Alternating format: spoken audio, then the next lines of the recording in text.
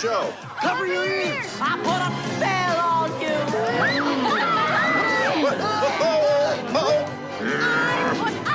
Oh, I wish we had the camera. I'll say it's a buy, up or maybe up and die. I'll say it's a buy, up or maybe up and die. It's a Koreama. Hey, hey, I say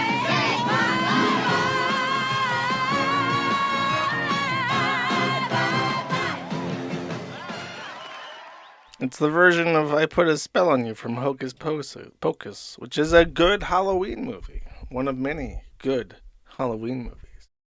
Which, of course, is topical because it's October. It's October 1st. Can't believe it. It's kind of weird to think that 1 out of 12 days is in October. So for 1 out of 12... For one day, if you take 12 days and you take one of those days, there's a 1 in 12 chance that it's going to be a spooky day. And so it is. Chat. Let's see. Where do I started the merch run, and I'll show that towards the middle of the stream, but I just want to let everybody know, in case you forgot, everything's sold out, basically. I'll talk about it more when more people pile in. Aside from that, everything's going pretty well. Pretty well. Trying to think, is there any custodial stuff to talk about? No. So usually, in case you're kind of a new listener, I do more stuff during October. It used to be that the entire stream revolved around lolcow content, but it's a lot of work. It's a lot of work, so I kind of space those out these days. And typically, I dedicate those to October these days because it's kind of hard to do a person stream on somebody who's like still alive and doing shit. So I did a thing once where I did a dead person in October. And that's actually a really great strategy because their stories are most definitely over. I sometimes do 2 in October if I'm feeling very frisky. So I have a person in mind already for this month. So there will be a person stream, as is tradition, in the month of October. And maybe 2. But definitely at least 1. Now, there's also two other things on my advent calendar for this month. I will try and force myself to schedule both a Dustborn stream and a Life is Strange stream. There's another Life is Strange game coming out on October 29th, which is a Tuesday, which gives me precisely 1 day before Halloween to play Life is Strange, so I might do that. Because I also used to stream video games back before, back when I had more capacity and space to do things on stream. So I will eventually get back to that once I have a wired internet connection. I'm back in the U.S. and I have a space where I can actually start to organize things long term. I will return to tradition as the people who started listening in 2018, heavens forbid, I can't believe I've been streaming that fucking long, 2019, 2020, we're accustomed to. So, that's the custodial work. I don't think there's anything else to be said. Let's start with some news, and of course, to talk about the news, you need News Hamster. Now wait, hold up. There is a guy. I remember this guy made this for last season, and I completely forgot about it. Let's see if I can pull this up really quick. I have some, I think I even have this on my computer still. I have a USB stick with all my stream shit on it. Oh, I do have this on the... There we go. Oh, hell yeah. Oh. I have to kind of sort this out a little bit so that it hides things. Oh yeah, that's the good stuff right there. And now you can't see it's October. You know what? Maybe I'll just put it out in front like this, and it doesn't have to cover up the whole desk. You know that he's at a desk, of course. It doesn't need to be hidden. Cool. I think that works out. I want to say there was a bunch of weird ones that he drew actually. I'll do those for the rest of the month. I know they're out there. Okay. First bit of news is bad things happening to not necessarily bad people per se, chat, but rather annoying people. That is, these two people decided that they were going to epically own the oil industry by throwing soup on a Van Gogh painting in a museum, a priceless work of art. Now, of course, it is in a protective case. That doesn't necessarily mean that it is impervious to harm. So, when I think the one on the left is the one that threw the soup. Phoebe and Anna have been sentenced to 2 years and 20 months in prison, respectively, for throwing soup over the glass frame of Van Gogh's sunflowers. Phoebe received a further 3 months for marching on the road for 20 minutes. So they went to, I want to say that there's a press statement for this. Here's the soup. They threw the soup. It was sealed up. They knew that there were deranged soup throwers in the area, so they sealed it all up. Van Gogh in Southwark, Judge Christopher Heher, Southwark County Court. It's not in the U.S., is it? The U.K. Oh man, imagine going to prison in the U.K. Especially as a woman, you're fucked. Literally. Tragic. So they threw the soup, and the judge said, if you can't do the time, don't throw the soup. And I think this kind of sums up that everybody is completely fucking sick of ecological protesters. Because fuck you. Fuck you. I did a whole thing on the Gumroad once about the fuck cars people.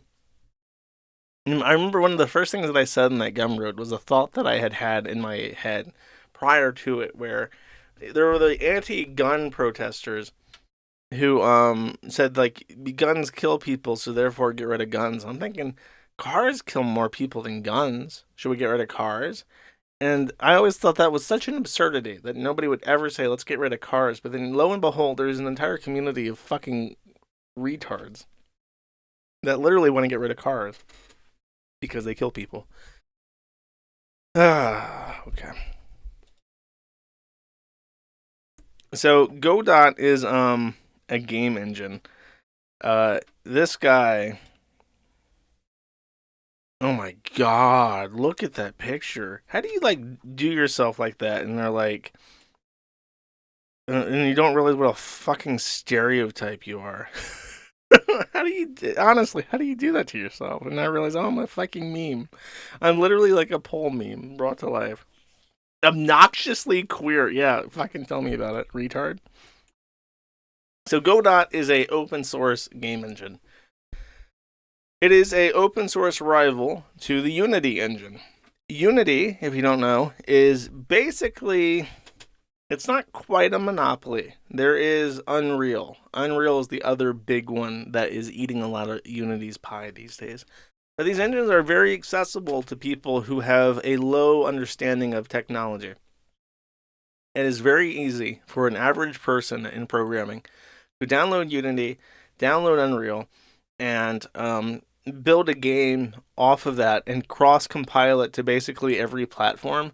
And a lot of people don't even know this, but have you ever downloaded an app and you're just thinking like, this could be like a video, this could be like a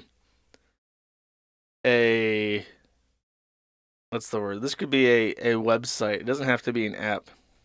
And you're almost always, assuredly, dealing with... Sorry, my fucking monitor went down. Battery, what are you doing? Where's my battery?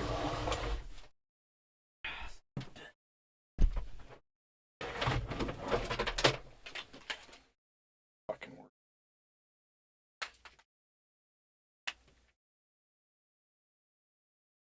My monitor just literally cut off.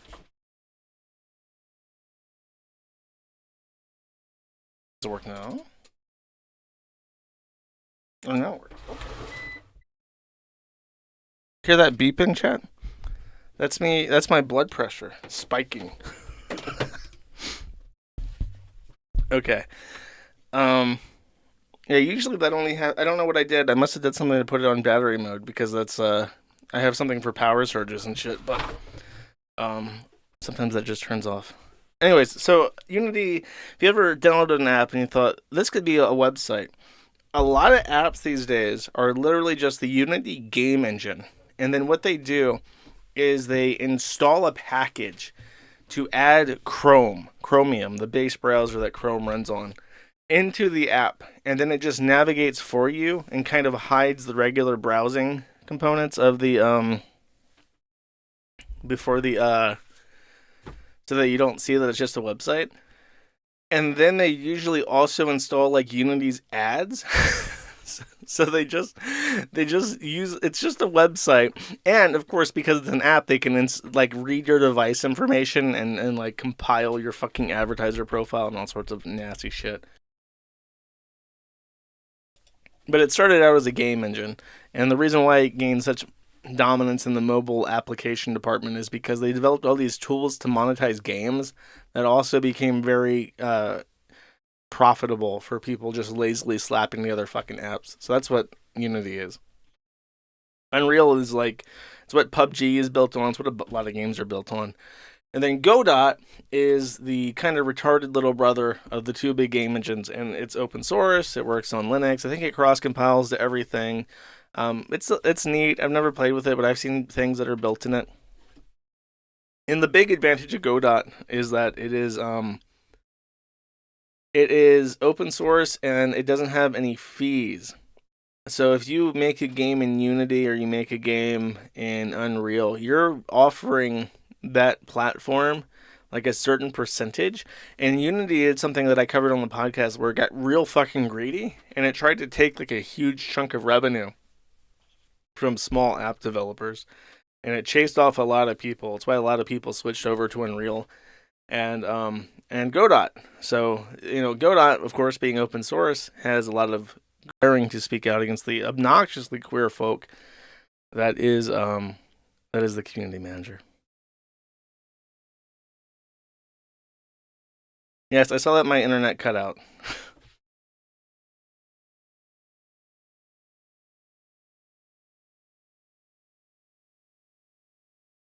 Hello. So, my internet cut out. I think that I think what actually happened is that there was a power surge and the batteries didn't kick on. So my router rebooted. Hello, chat. Okay. So after, let me unpause. After posting this and causing a little bit of outrage, the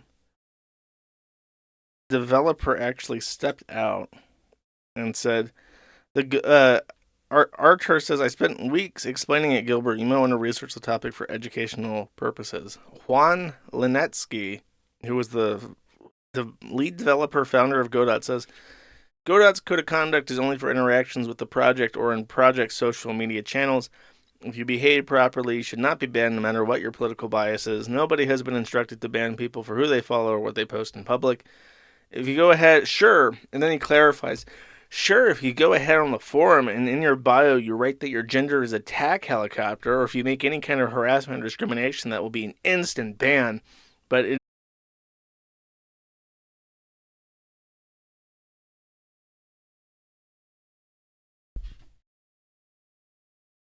yeah, this just has to be my internet because the chat is also being delayed.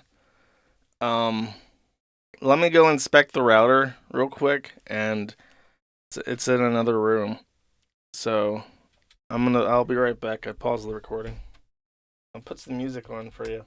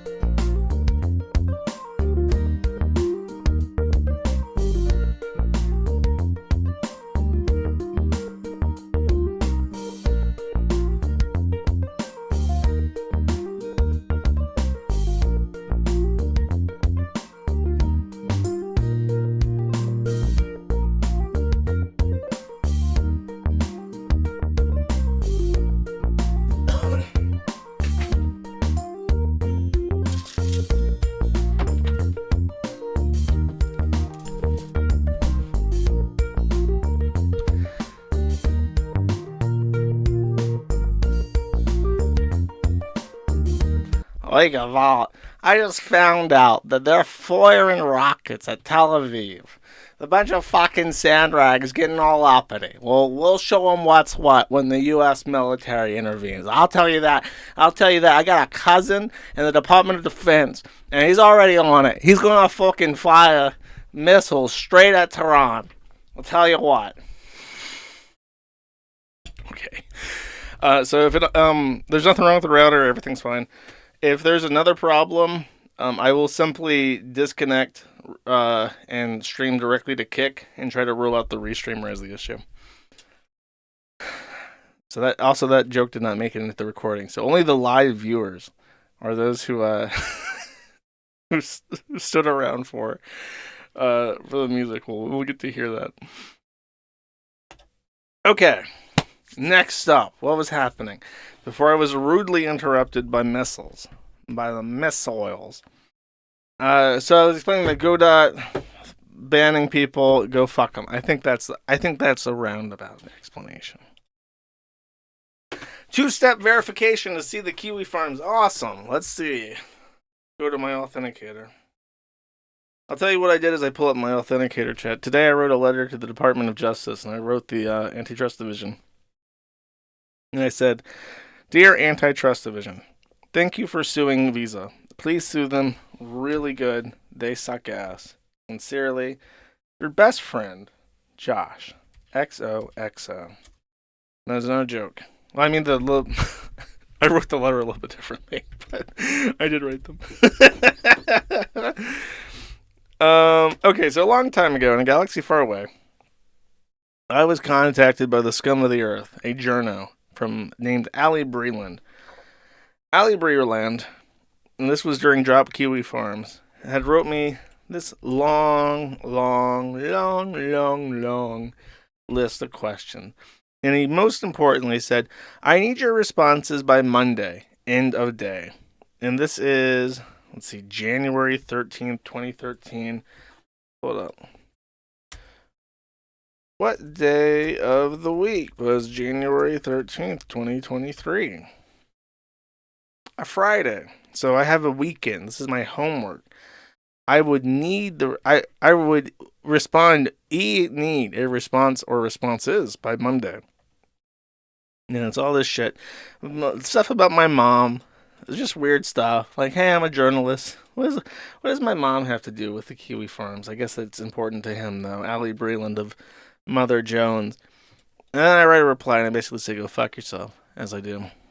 And this, of course, ties into the next thing. Did not bring this apropos of nothing. But first, I will need to solve the incredible quandary of what is a fire hydrant. Sort of one of those metaphysical questions we all ask ourselves. Clara Jeffery asked, creeping Christian nationalism alert. Alaska Air flight attendant wished us a blessed night as we landed in San Francisco. To groans, other adjectives that would have sufficed. Great, awesome, fabulous, amazing, fantastic, hella fucking. As my roommate said, this ain't Montgomery, sweetie. And then, of course, everyone laughs. This, number one, you're flying Alaska Air, so she's from what I imagine is closer to us. Dude, is Alaska the South? Maybe the South isn't the right word. Is Alaska Dixie or Yankee? Where do they line up on this flow chart? I imagine that they're closer to Dixie than Yank, huh? Clara Jeffery, in case you're wondering, let's do a little fact check arena right here. Pull her up.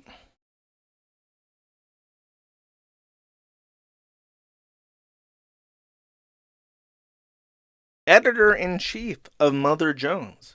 Oh, the MotherJones that Ali Breland worked for. Is that a tranny? Dude, I never want to say like an ugly woman is a tranny because that's really, it says mom. But then again, the word mom doesn't really have the same impact, huh? Oh, I love this. Migrating to threads. Migrating to threads 10 minutes ago, 12 hours ago, 5 hours ago.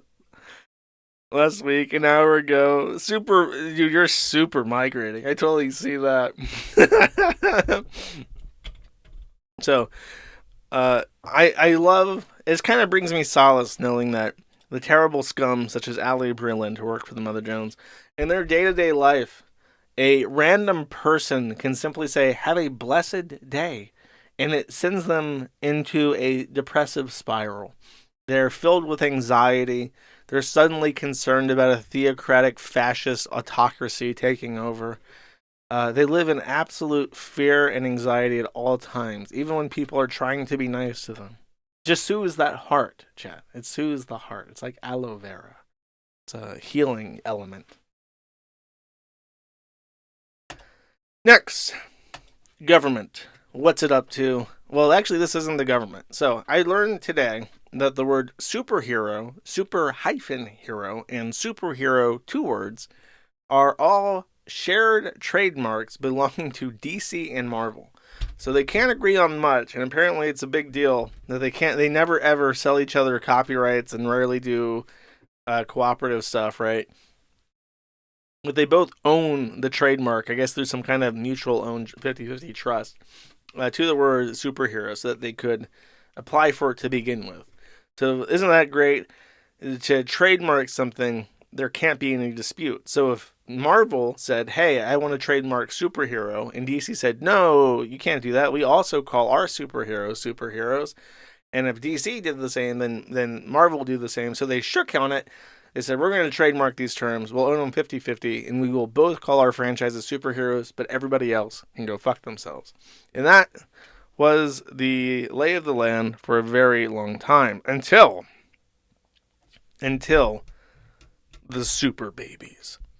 These super babies, they, after many decades of them mutually owning the term superhero, the super babies from the UK filed a challenge to the USPTO's holding that Marvel and DC own the term superhero, and DC and Marvel, I guess, were too busy doing blow, masturbating to weird, horrific things. They didn't reply.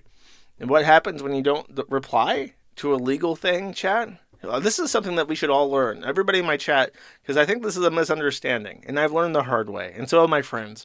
What happens if you don't respond to a legal thing, chat? You fucking lose. You lose by default. It doesn't matter how bullshit it is. If it's been accepted into the court and you don't reply to it, you fucking lose. So guess what? Marvel and DC didn't reply to the super babies, and the super babies won. They have now claimed the copyright, or they have now subjected the term superheroes into public, common vernacular. And we all can be superheroes now. In fact, I can call this podcast Superheroes on the Internet if I want to. I can call the hamster a superhero. He's my superhero, chat. You're my superhero. Everybody's my superhero. And I can say that legally because thanks to the super babies, the superhero is no longer the private property of two fucking organizations that I hate. Cool. Great. Now, on the other end of the base spectrum is the FBI. The FBI has seized a domain belonging to Z-lib.se, from what I understand. Oh, fuck you.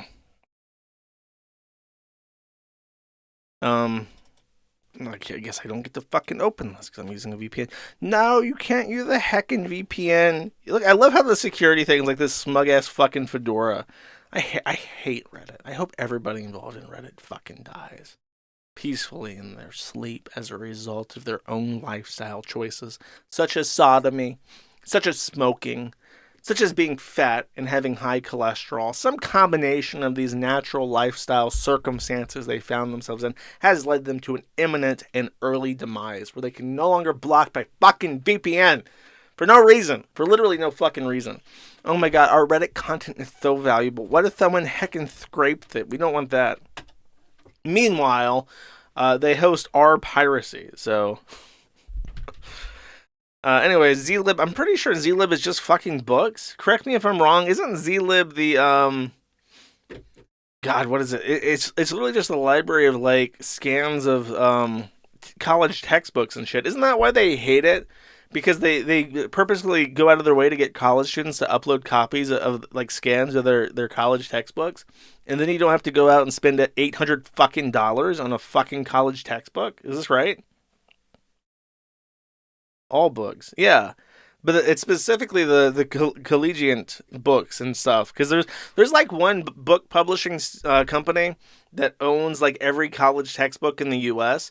And because in the U.S. we've created this sanctioned monopoly for schools to have degrees, and you have to have a degree to get work.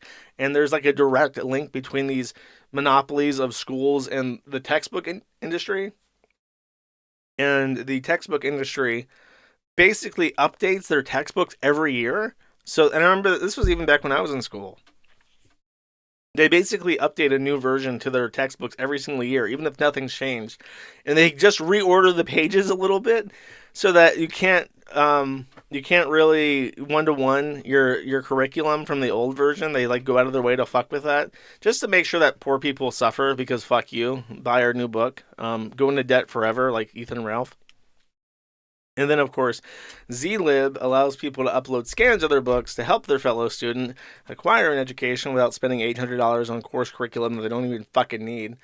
And as a result, the FBI is very, very sad about that. Oh no, the book publishing industry is not making hundreds of billions of dollars. Well, I mean, they still are, but just like 10% less than they fear. Not even, when they calculate the damages of piracy, they basically just like spitball it. They say like, oh, our textbook on this random website was downloaded like 100,000 times. So we're going to count each one of those as a sale and say that, oh, your piracy cost us, 800 times 100,000. It cost us 8 million. No, not even. Like, I can't do math. How embarrassing. 8 billion. $8 billion off that one textbook. 99% of our revenue off this textbook was stolen from us by Z-lib. And the FBI goes, oh no. And then they shut it down. Criminal copyright. Criminal book sharing. Criminal wire fraud, accepting money in exchange for sharing books. Also known as a fucking library in any other point in human history. And money laundering conspiracy. Oh no. And then, of course, at the end, because it's like a team of Russians, they say, is he a library? Because the way that Z-lib works is that there's like a million different front ends. It's kind of like the Kiwi Farms. They just have like a million domains, and it's like financially impossible for the FBI to track all these domains down and shut them all down. So they have to try and get people to stop supporting the site. So usually this is the message. Like the FBI puts up their stamp and says, we did it. We took down the bad guy's website. Mission accomplished. We're returning home. But in this instance, they know that Z-lib owns like literally thousands of domains. So they put at the end and say, Z-library is red, stealing from copyright holders and pay lip service to their rights. If you value original content, support those who create it and whose livelihoods depend on it, however you can. Don't give your money to the Russian cyber criminals who steal from them. This is how they're spending it. And they appear to be camping in a SUV, camping in a really cheap-looking trailer, camping in like a cheap motorboat, and then they're at like a hotel with a pool. Oh my god, these Russians that run this website can afford to go to a hotel. They can afford a cheap camper van. They can even afford a cheap motorboat, chat. Oh my god. Oh my god, think of the poor book publishing company that makes hundreds of millions of dollars a year and can afford to rape babies. I'm not saying that they do. I'm just saying that if they wanted to go to Thailand and rape babies, they could do it and nobody could ever stop them because they're so rich and powerful. But they're less rich and powerful than they would have been if they hadn't have had options, piracy options available. Think of them, chat. Think of them. Fuck you. I can't wait. I'm going to see it in my lifetime. I'm what's the word? I'm the law of attraction. I am envisioning it. I am bringing it into reality. I will get to live to see the end of copyright in my fucking life. The communists are going to take over, and all the capitalists who own books and own movies will be set on fire, inshallah. I'm manifesting it. Why is it fucking beeping? Stop beeping! Is it really just losing power? Oh, 1 second.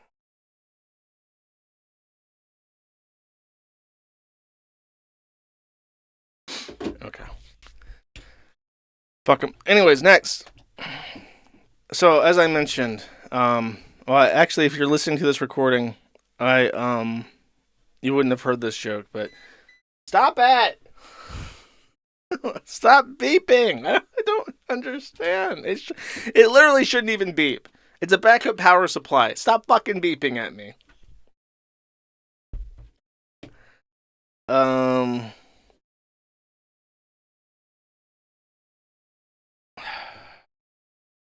Okay, 1 second. Give me a second. No, it should be fine. Okay. It's not fine, apparently. I lied. You're just gonna have to deal with the beeping. I don't tell you. There are rockets being fired at Tel Aviv. Israel says that this is due to this is civilian targets, and this is causing this is hurting people. And then at the same time, 4 gunmen in Tel Aviv start killing civilians, and then what happens? Oh, then they get shot, and now we're like, okay, is World War III going to happen? We will see.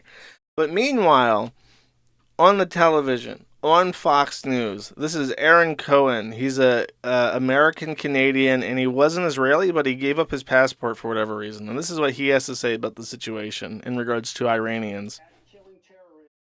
Why is the thing completely wrong? Want to be unalived, just like the entire leadership of Hezbollah and Hamas were unalived. Let's hear it again one more time. Want to be unalived, just like the entire leadership of Hezbollah and Hamas were unalived.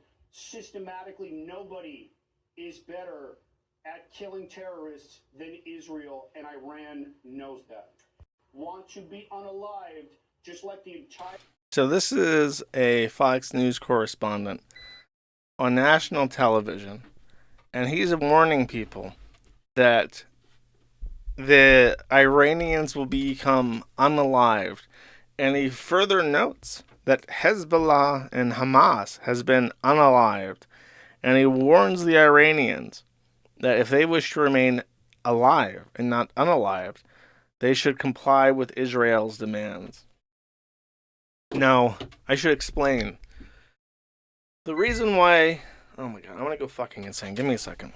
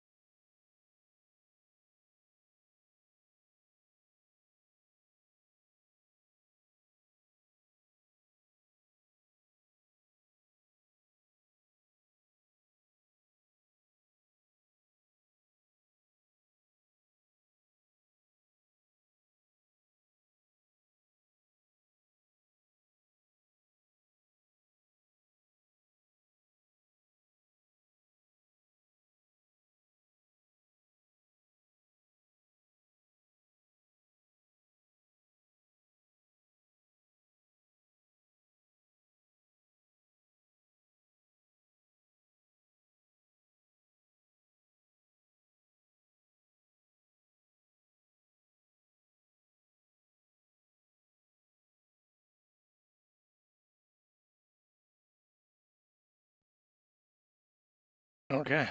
I don't know what else I can fucking do for it. Dude, I'm so tired. I just want a place where everything works. Where everything works, and I don't have to fuck with it over and fucking over again.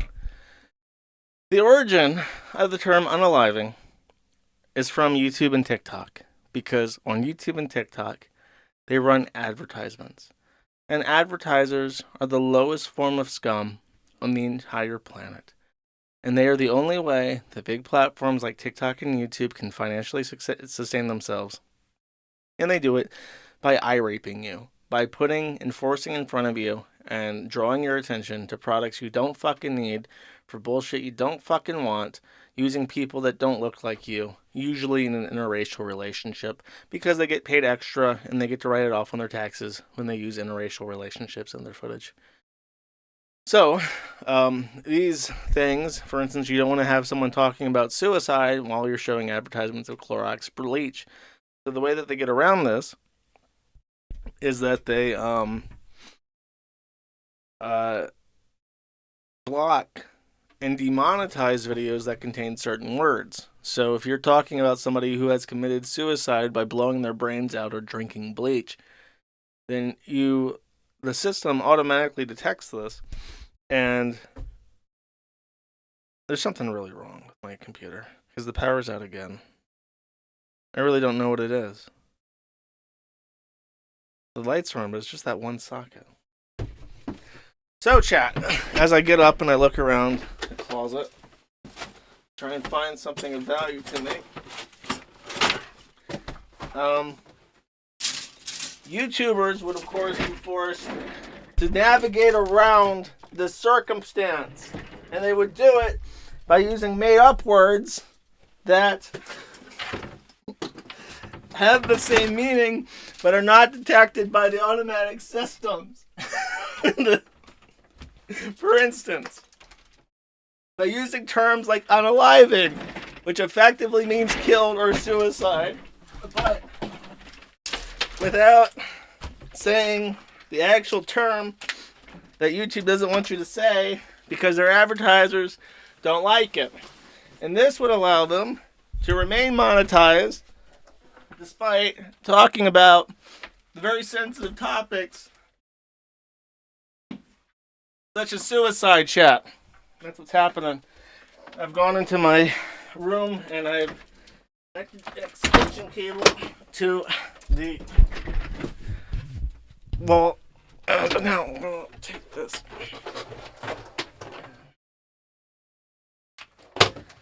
That's one. My monitor's off again. And that's two.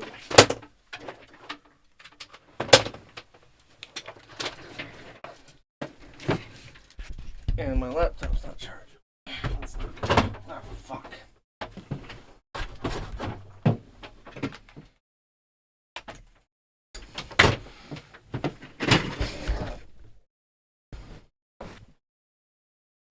Hey, my laptop's charging now. Okay, great. Actually, let me move the cable.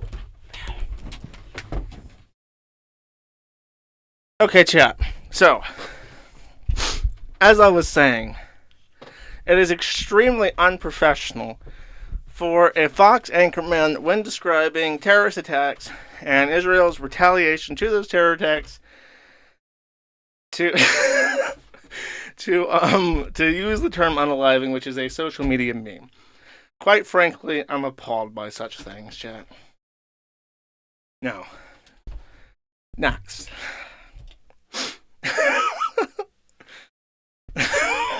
Jolly Biscuit.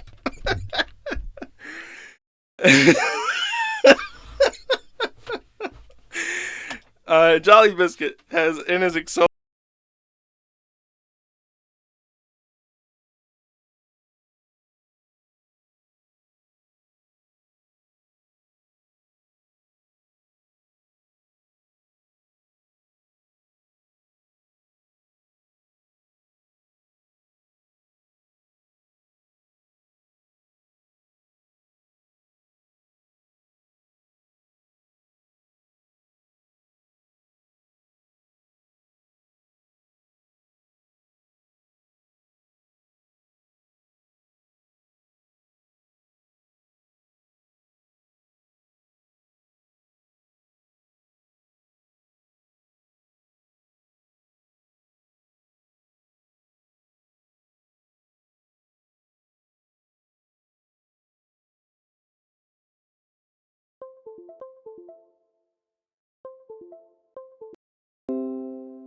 Hold up.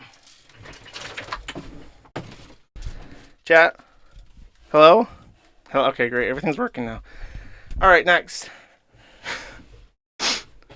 Okay, so, next. Dolly Biscuit chat. This is what happened with him. So, 53, let's just read, open this in a new tab, chat. 53 days until the election. Right off the bat, we're in a podcast room. This is some kind of podcasting closet, I assume. It's called the Piss and Shit Boys with an I, so you know they're hip and trendy. Before we start the show, let's all rise for the singing of our national manthem. And then they put in a VHS tape, which kind of ages Mr. Nubbly, I'm not going to lie, for 2.5 men. And they all sing, men, men, men, men, manly, men, men, men, men, men, men, manly, men, men, men. I am almost 100% sure that that is a real sentence in Chinese. Let's continue. Oh, they are still singing. In fact, there's even a very tiny man singing with them. It goes, men, men, men, manly men. Ooh, hoo, ooh. And then they sing men. Now, one of the manly men, this guy, I've noticed now that they all only have right arms. And I assume, they don't even have like a nubbling of a left arm. They only have right arms. And I'm assuming that is Mr. Nubbly implying that they masturbate vigorously. So one of the manly men asked the Piss and Shit Boy roundtable, so, did you hear about the news? Did you hear the news about Spinglecat? And then he's interrupted by another manly man calling him abruptly a cuck.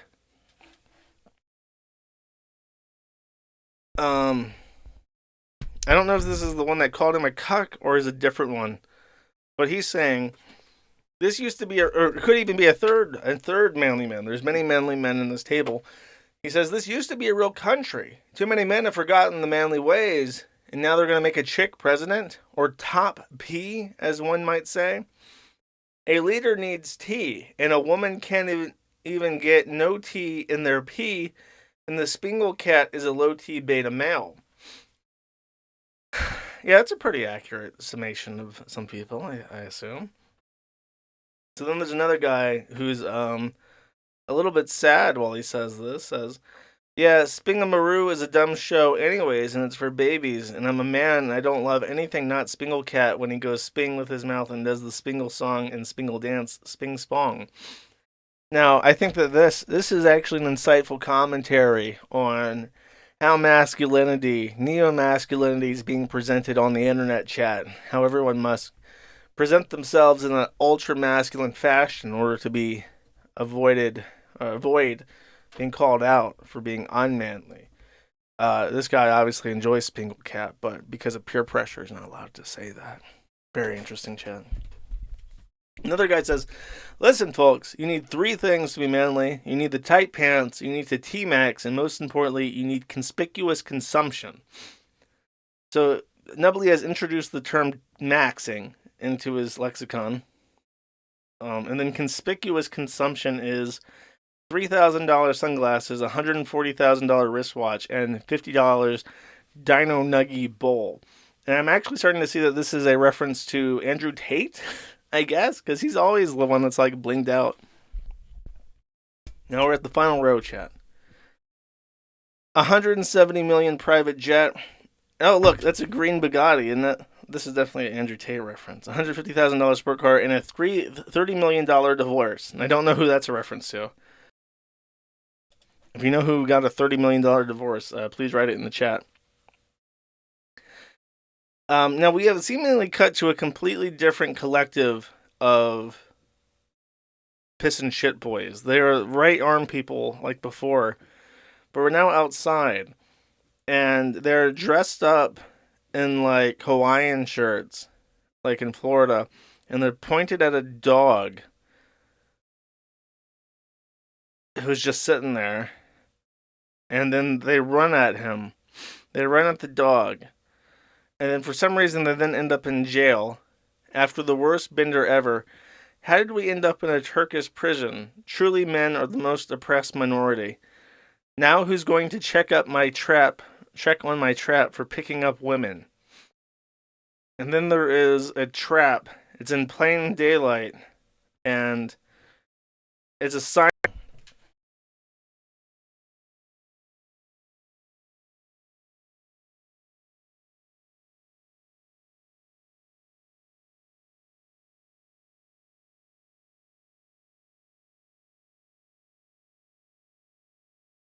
I see we're back, chat. Great.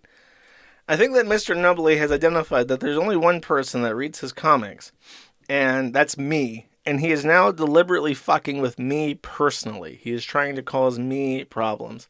He is now trying to include references to slobber mutts and European fine cheese in his comics, with the expectation that one day I'll be driven completely insane through a combination of tech mishaps, power outages, and Mr. Nubbly comics featuring slobber mutts and cheese shit. I assume that's what's happening here. Okay, one final thing, and I guess I should say this now while the stream's actually up. On Monday, as I promised, I launched the merch run for Halloween. I have gravely underestimated demand. So, if you go to the shop, just go to madinternet.com and then click shop, you'll be presented with the two options, the two designs. I think that almost all of... Yeah, there's 2 sweatshirts available left. You got one extra small sweatshirt and then 10 3XL sweatshirts left. Then on the Viking one, with the t-shirt, there's 10 extra smalls, 34 smalls, 8 mediums, 25 larges. That's what's left for the Viking t-shirts. So if you want one of those, get them right the fuck now, because I'm not putting those back into stock, okay? What happened? They all got fucking bought in like 6 hours, bro. However, the first thing that went, and they went out within literally a couple hours, was the zip-up hoodies. And they went out so fast that I can back order on them. So tomorrow morning, I will be submitting in my final addendum to this order so that everything gets out to people about a week out from Halloween. And these are on back order. They're all sold out.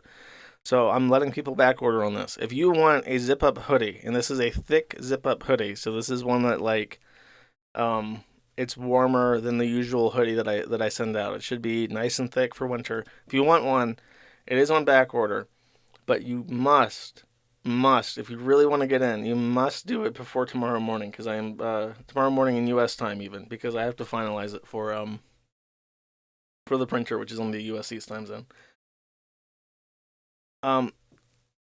Guess I'm buying a 4XL. They're all, dude, let me tell you, they're all sold out. You see how there's no quantities for any of them? That's because they're all gone. And they're on back order. But yeah, a couple people asked for big sizes and stuff, so I opened them all up. But I found a way to charge extra. That was my main thing, because they're like expensive. And then every size above XL, there's like another like $3 charge attached to it, because it just uses more fabric, so it's more expensive. So that's the merch run update. I guess I should have bought more. I used my previous year's numbers and I bought a little extra, and then it still sold all out. So I guess I'm really bad at this. I don't know.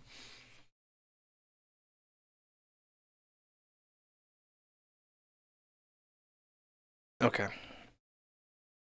Yeah, that's it. Just go to the internet, go to shop, buy, and there, like I said, there's a couple sizes left of the trick or treat design in the sweatshirt on certain sizes, and then I'm doing back orders on the Viking zip up hoodie, and that's what's left. And I do accept crypto and cards are charging, but I never know how long that shit lasts, so just do it as quickly as possible. And that's it. Do I wear my own merch? I do. I have an entire closet full of Kiwi designs.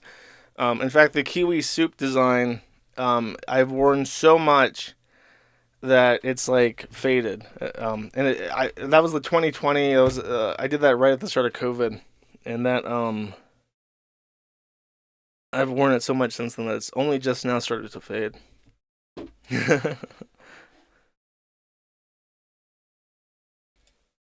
Do I accept bartering? No, I do not.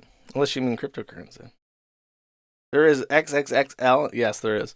They go all the way up to 6XL. And one person had the audacity to ask for a 6XL. I didn't even consider that. So I did. I got a shirt. I custom printed a shirt for PPP. And he's a 5X. So I didn't do the shirts on back order. And I only printed them up to 3X. So there is precisely one Kiwi Farms Viking shirt in 5XL, and that has a name on it. That has a name on the name tag, going straight out to Canada for PPP specifically.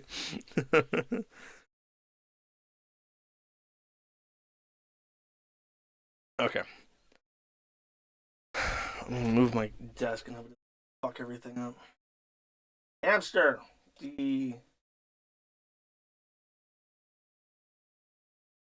Next, trannies. Delightful. So, I'm a little bit underprepared to talk about this because I tried to find it and I couldn't find it. This guy named Alexander Secker. That's him in his mugshot, and that's him in his YouTube channel. He is a breadtuber. He's like a small-time breadtuber. And he's trying to skinwalk that one tranny that's now like in Game of Thorns or whatever the fuck it's called. Or Dungeons and Dragons, I don't know. He tries to be like him. And he made a video, like his last video on YouTube.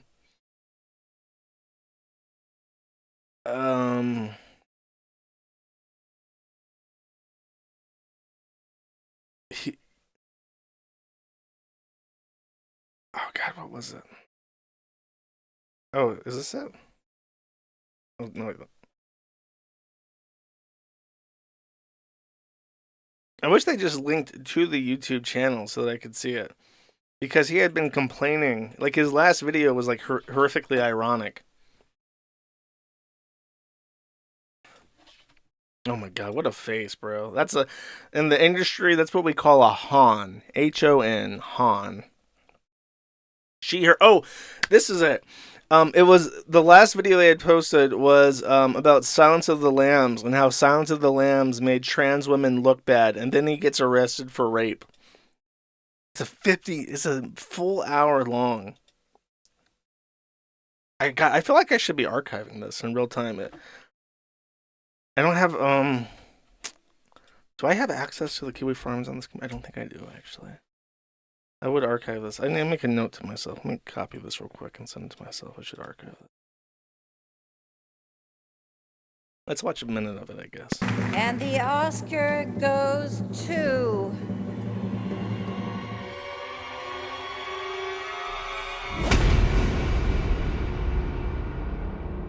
When it comes to horror films, the Oscars don't have a particularly great track record. Horror is widely regarded as a genre overlooked by the Academy, and there's a multitude of different reasons for this. Films that dabble in horror are often viewed as being less worthy of recognition when compared to other more typical... British? Show me your face, weirdo. ...in Black Swan, as did Kathy Bates for her iconic... Does he not show his face? Oh my God. Transphobia. Let's skip to this. I think this is what I want to hear. Oh, he does show his face. Wonderful. Right, so I want to He looks like the big creepy lady from the Where the Sidewalk Ends, Larry Silverstein books. This bit by saying that everything I've said about the Silence of the Lambs thus far are things that I consider to be true. The film is a well-made, well-acted, well-directed, superbly written piece of filmmaking that does precisely what it sets out to do in an expert manner. Clarice is a feminist icon, in my opinion, and rightly so. She changed the game, introducing mainstream audiences to a female hero who was neither a love interest or a damsel. I want to hear you complain about trannies. Hate it.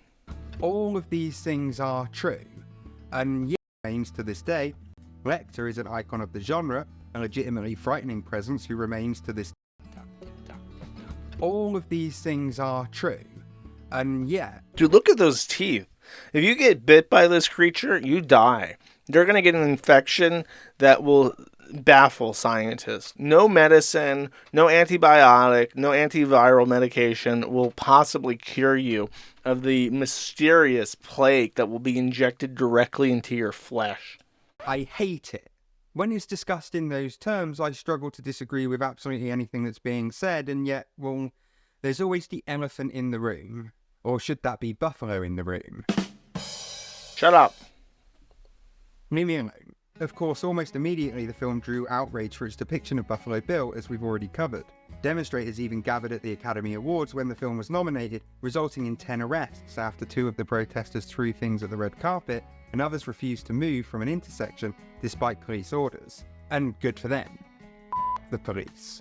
But in more recent years, people have started to acknowledge the harm the film has I wanted done to hear the more transgender whinging. community. Maybe if I jump to a random place.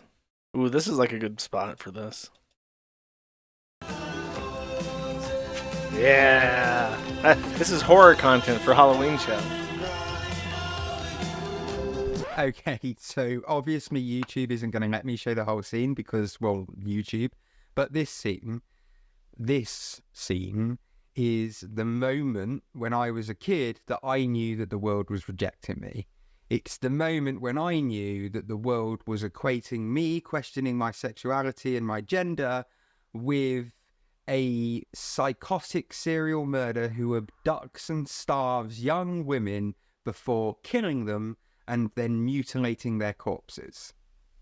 And you know what? I'm tired. If you feel called out by Silence of the Lambs, you're probably a bad person. I think that maybe, just maybe, you're a bad person. There's like a part of my brain that's calling out to me. And I think I read that he never identified as trans until he was like in his 20s. So for whatever reason, trannies love rewriting their own history, where it was like, I knew I was doing girl-coded things when I was 2.5 years old. I once looked at a square of pink, and I thought that I liked that color. And I knew I was a girl right then and there. If I go back and rewrite their entire history, and this is a keen example of this. 6.5 years in the UK prison system, chat. Sure, I think that he's even going to a women's prison. Isn't that wonderful? He began identifying as a woman in the period between his assault and the court hearings, but will carry out his sentence in a male prison? What? Poor blimey. Is that a thing that the English can do?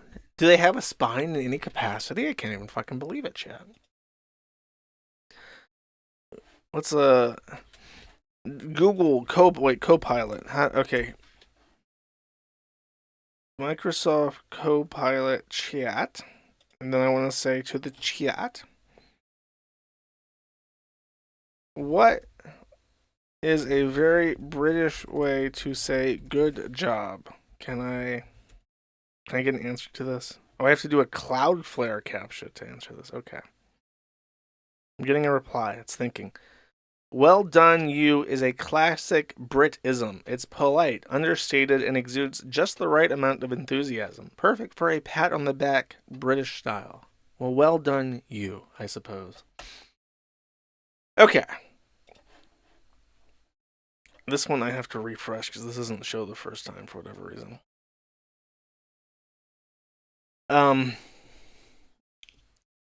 Here we do. How do we do this?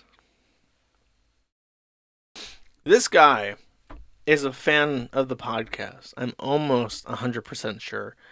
And I have some context clues for this. But I consider this chain of messages to be very rewarding. And it gives me a sense of fulfillment. Because I have obviously, even in the warped, twisted minds of an anime avatar, I have flapped my little butterfly wings And there have been wide-ranging repercussions of this. So this guy had the inclination one day to look deeper into a lot of these women posting L accounts on Zitter. And what he has found is that they are almost all cuckold or BBC fetish accounts, masquerading as like an anti-white woman gimmick account. Every single one of them. And he has gone through excruciating detail to pull up these accounts and then pull up what they're following and matching them up to their fetish. And I really, really appreciate this guy and his effort, because what he has done is he has looked at these trends and he's basically ripped them apart. And it's kind of a shameful thing. It's like you have all these guys and they just want to like be angry. And for whatever reason, it's very popular to redirect that anger onto the white women for whatever reason. And it's very frustrating because it's like many of the people pretend that they're racist. And it's like, well, you can't say that you hate that you prefer whites and then hate your own women. That's not how it works. There's only one type of woman that can make white children, and if you hate them, then you're kind of not with the program. So I appreciate this guy's effort. That's what I'm trying to say. And I'm debating if I want to like take his research and do like a Gumroad on it. But I think the issue with that is if I do that, I've never done like a political thing or like a really like, I don't know, it's not really political. It's just like a really opinionated thing. And I'm not sure if I want to do that on Gumroad. I don't think that's what people subscribe to the Gumroad for, to be quite honest with you. So I don't know. I like this guy's post, and I wanted to give him a shout out. His name is Boochy Booch, and a lot of his stuff that I saw, I didn't see any weird shit. I just scanned his account, but he went through and he just went out, and it's like, yeah, they're all like, they're literally either white cuckolds or they're black people, just like LARPing as like white people that hate white women. And I found that interesting. So many people fall for like these gimmick accounts on Twitter account, like hundreds of thousands of people follow them, and they're just like, they're bullshit. Okay, how do I introduce this? Okay. So there's a guy on Twitch, and I think he had the most subscribers. Now, a subscriber is different from a follower. On Twitch, anyone can follow an account, but a subscriber is somebody who actively pays for that account. And the average subscription on Twitch is $5. Let me check this real quick because I don't know for sure. Google or Copilot, what is Twitch's cut of subscriptions? I think it's 33%. Might even be half. 50%! Top streamers with large followings can sometimes negotiate a better deal, earning up to 70% of subscription revenue. So let's take that number, which is closer to what I expected. We do 621 times 5 times 0.7, and you get $1,073,173.50. And that is how much money a Twitch streamer named Kai Kinnett makes every month from his Twitch following. This guy makes $1 million, 6 figures from Twitch, just off subscriptions, not including ads, not including super chats or anything else. And he has been dethroned by a VTuber named Iron Mouse. And someone posted a video of Iron Mouse because it was like, oh, Iron Mouse is now the most subscribed YouTuber or Twitch streamer. And then they say she's going to do a stream. And then they post a link to it. And I clicked this. And I listened to 5 seconds of baby voice singing. And I'm like, nah, bro. This ain't it. And I bowed out. So I didn't get to form a real opinion. I didn't get to see the reaction to this. But black people did react. And the reason why I'm talking about this is because black people hearing that Kai was mogged, I think, using their language, using African American vernacular English, Hearing that he was mogged by the mouse inspired some black hatred. Kent Lusick says, chill the fuck out. I'm so deadass Iron Mouse been putting in the work. Y'all just not tapped into the anime shit. Tearing emoji. Jamar says, what was your favorite part of her subathon? Kent Lusick says, I don't watch her, but I know I've been knowing about her. That's why I'm sticking out for my goat. Casual Sports says, so you just talking. And Jamar says, how's she your goat if you don't wash her? Chi700 says, y'all not tapped into the anime shit. No, we just not 14-year-olds, man. Or anymore, he says. Best in Plays 301 says, who sits down and actually watches Iron Mouse? I have no fucking idea, brother. Brother, I have no idea. C says, most parasocial subbers ever. Well, you know what? That's where the money is. Narcissist says, who is actually watching her? DeAndre Dre says 400-pound anime niggas that wish they lived in Japan, but their foul stench scare the women away. That's pretty true. My last Gumroad video, I combed through the old incel thread on the forum, and I talked about incels for about 2 hours. And I got a reply immediately after I published it. I got a canceled subscription, and that guy emailed me and said, I regret ever supporting you. And I said, just bathe, which was a meme from the video. And then he wrote me back and he said, how are you going to shit talk incels when you're an incel? I just replied, I said, just bathe, Roy. Is it even a her? The thing doesn't show its face. That's a good question. These black people are what we call in the industry locked in. They seem wise to this. Zoe, who looks like a prostitute, says, I'm sorry, who? Jacob Amu says, let's give it up for Iron Mouse. She's a force to be reckoned with in the streaming world. Here's to her continued success. Everything Buzz City says, I don't know who that is. But sir, you have an enormous brain packed full of facts and knowledge. How do you not know who the Iron Mouse is? Bebo Boyhaver, rainbow flag emoji.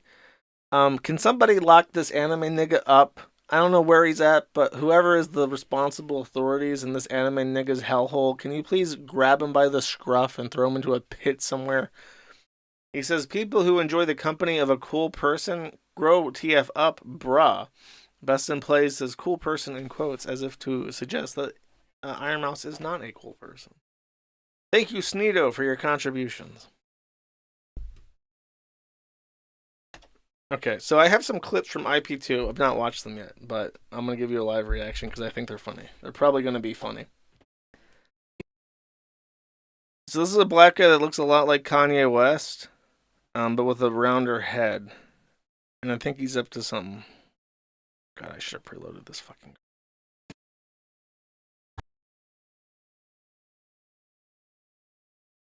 Uh-oh. Uh-oh. Uh-oh. Okay, we'll come back to this, I guess. Actually, next song. Okay, we will come back to this. I preloaded this smartly. And I've talked about this guy for like 47 streams in a row, despite having very limited interest in him. And I made fun of him last stream for not liking mindless self-indulgence, and I played the song Stupid Motherfucker. Me doing this caused somebody to investigate the video where he does a review of his album, You'll Rebel to Anything, and found Brad's genuine, real reaction to the song Stupid Motherfucker. And we'll watch his reaction and his chat's reaction as he listens to it. Actually, next song, Stupid Motherfucker.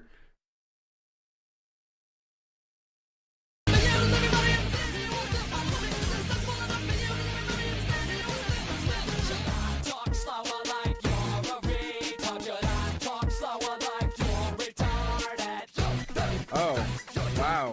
Oh, okay.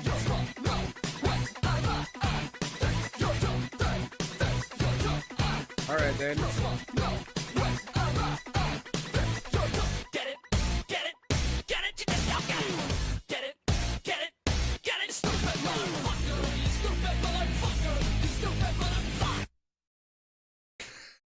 the visible, palpable discomfort.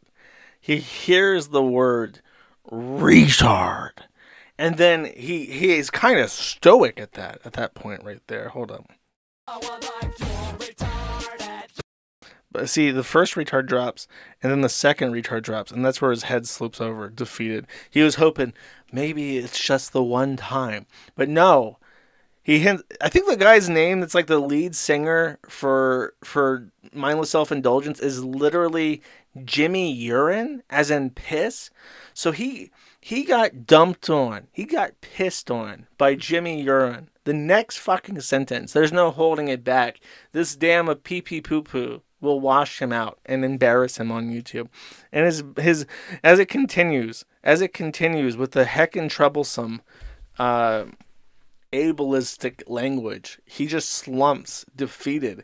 The only person in the history of mankind actually felted by MSI, by Jimmy Urine, in the flesh. And what's even funnier is his chat. Even as he's like griping about it, like, oh, I can't believe it. His chat. The first person anime avatar Genocider reacts by saying Lamau. And then, hey, says, classy stuff.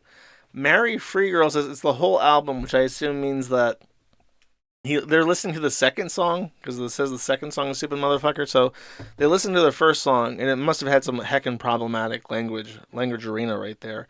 So then Mary Free Girl says, oh my god, this entire album is going to be heckin' problematic. Stacy the Fox, a anime avatar tranny for sure, says, I don't know about this one. Connor just gives the straight up skull emojis, because no cap for real, this is not bussin'. David Raphael says, what the hell? Genuinely shocked.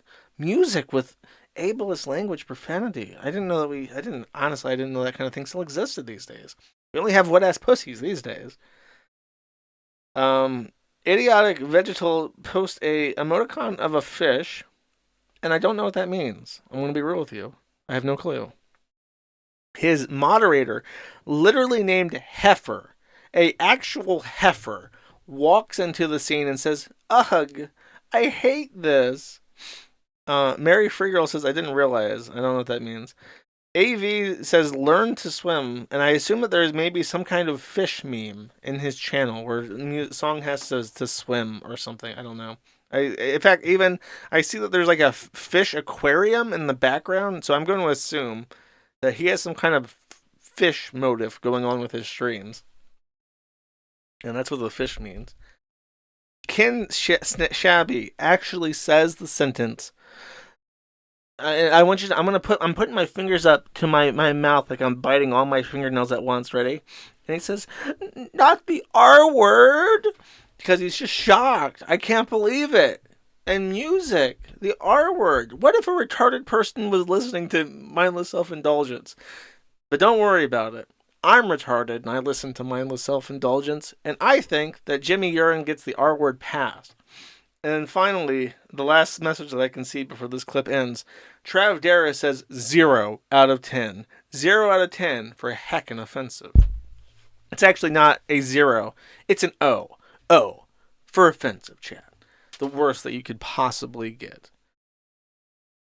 Alright, have our videos buffered? Hell yeah, they have. Shit like that, I have nothing to do with it. But the black man named EBZ just out here straight chilling and shit, and I think that he's like trying to say that he's not responsible for doing something weird. Personally, when I hear shit like that, I have nothing to do with it, but I'm personally not going to stick up for people. For you to even have this many allegations, that means that you're living your life in a way. I like that. No, that's... So, I mean... Whoa. Yo, what's going on? What's going on? Damn. What's going on? Filming titties and shit. All of them. What are you talking about? Everybody say you're permanent. The guy says filming titties. And he's getting beat up for filming titties. Dude, what the fuck are you talking about? Everybody say you've been recording everybody. I got a whole phone call from everybody. Oh my god. He got attacked by like the manager of the restaurant he's in front of. What? Why would I do that? Why would I do that? Everybody's a pervert out here. Why the fuck would I do that? Where are you getting that from? People, 3 phone calls, 3 different people say you was doing. What was you doing? What? They said you're doing video pizza. You got 3 different calls from trolls saying that he was filming titties or something. So the guy just comes out swinging. And that's him afterwards. He got fucking busted. Sucker punched me from the back, like 3 of them, and 3 others standing on the side. I'm like, damn, he sounds dark. Is this motherfucker from Nigeria or some shit? what the fuck is going on? Like, oh yeah, we got videos of you making. Then I look carefully and I see a bitch that just came from paying for a meal. She's like, oh, you filming my tits? You stupid bitch. You don't even have any tits. You stupid bitch. And even if you had tits, you really think I gave a fuck so much? You corny ass, cheap ass man. Then that's why I defend Diddy, do I defend him? For real. That's exactly why I have the opinion I have. Because niggas would just jump on a tangent and forget all reasoning. Oh, I got a call saying you're recording my tits. Who gives a fuck about your tits? If somebody says, oh, they were recording it, you'd be like, oh, okay, well, the person is gone. Thank you. Click. You're like, oh, my tits were recorded. Oh, my tits were recorded. Oh, my God. My tits were recorded. Oh, bring the gang. Call the gang. Let's rally up the troops. You know where this doesn't happen, I EBZ? can't wait. Doesn't happen in Nigeria, man. I'm pretty sure. What do you guys think? Do you think this happens in Nigeria? Nah, man. I bet you there's tons of good content to be filmed in Nigeria. Nobody runs around just like beating you and shit for like filming tits or anything. I'm pretty sure that doesn't happen in Nigeria, man. I think there's a picture of him with like blackout eyes or something. If there's a picture. It was in the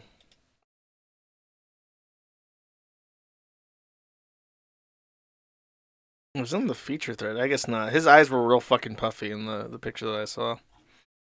And then this is Agent Andy and SJ Say did a San Francisco squatter removal. So these guys for content I don't know if they're like doing this for fun or if someone's paying them, but they're apparently removing squatters and a knife gets pulled on them. So I want to see how this goes. You ready?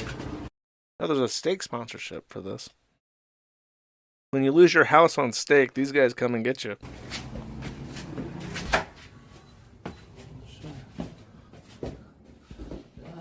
Nice house.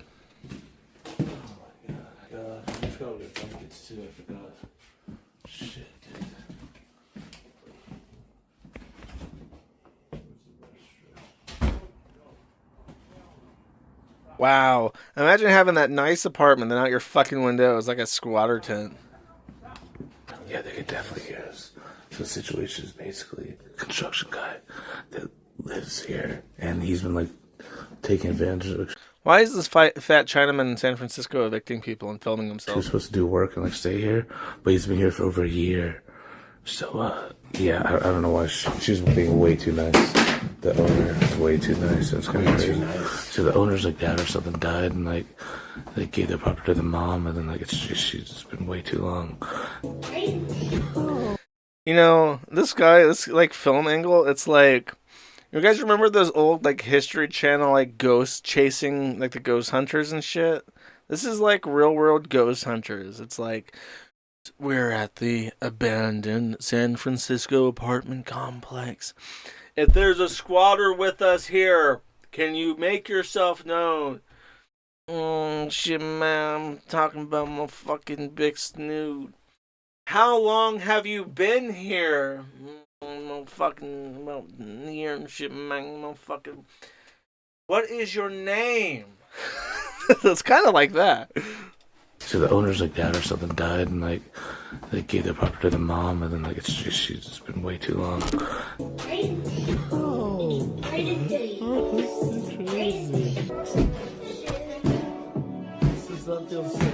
that raid? What the fuck? Smells like shit in here. There's a very famous movie review by Red Letter Media for the Star Wars movies. And there's a part where Mr. Plinkett is explaining how you kill a hooker that you've locked away in your crawl space. And he says you got to use Raid, the fast kill, low irritant kind. It's in the green bottle. And I think that's what they're literally doing here. I think they're killing a squatter with Raid.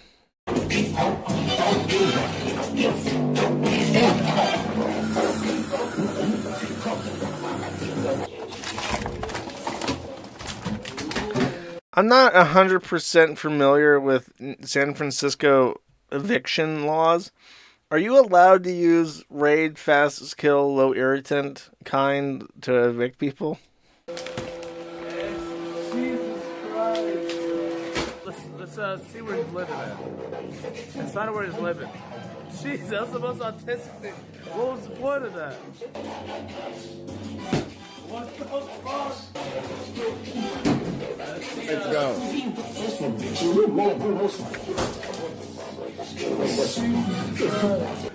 Let's do it downstairs too.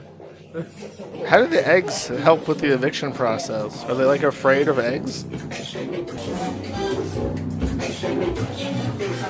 Here. I'm 17. Don't touch my. Oh my God, he's trying to touch my penis. Call the police. Chat, call the police. He's trying to touch my penis. Oh my God, that is like a legit psychopath fucking thing to do. These people filming, they are dangerous. Do not ever associate with them. I don't know who needs to hear that. There's 3,000 people listening. If you ever meet Asian Andy or SJC, do not associate with those people. What he just did, it does not matter if this guy is like a squatter or not.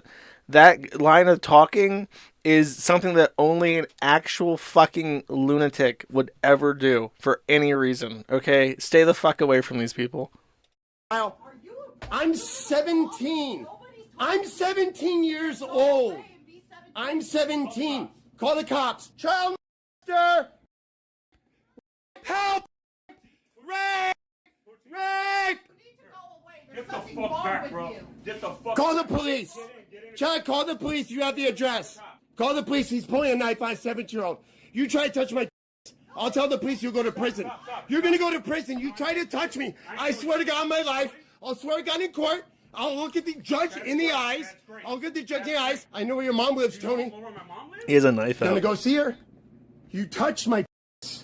You're a file. I'm 17. You came to meet a 17-year-old file. Get the fuck away from me, dude. Don't touch me. Don't touch me. Don't touch me.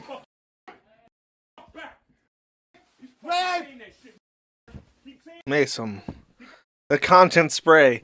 Activate the content spray. Scuff Jim Carrey. He has a knife. He's a Mexican. He's a Mexican with a knife. Deploy the content spray eminently. I'm 17. They opened the door. What?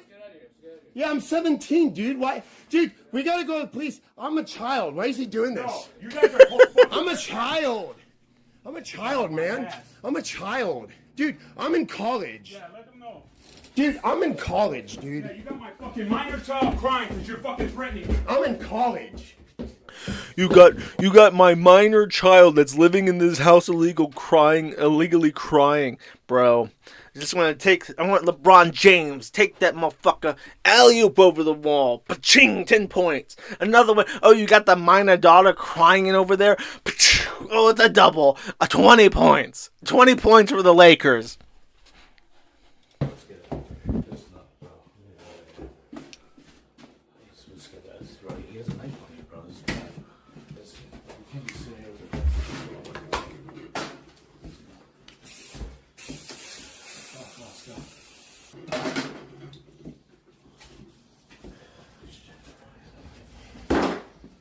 This guy's nuts. Bro, yeah, he pulled the This guy's nuts. I should have made some, but no. I have a gun in the car. Should I shoot him? Hey, I'm 17. I'm 17. I'm 17. File. You're a file. Tony, you're a file.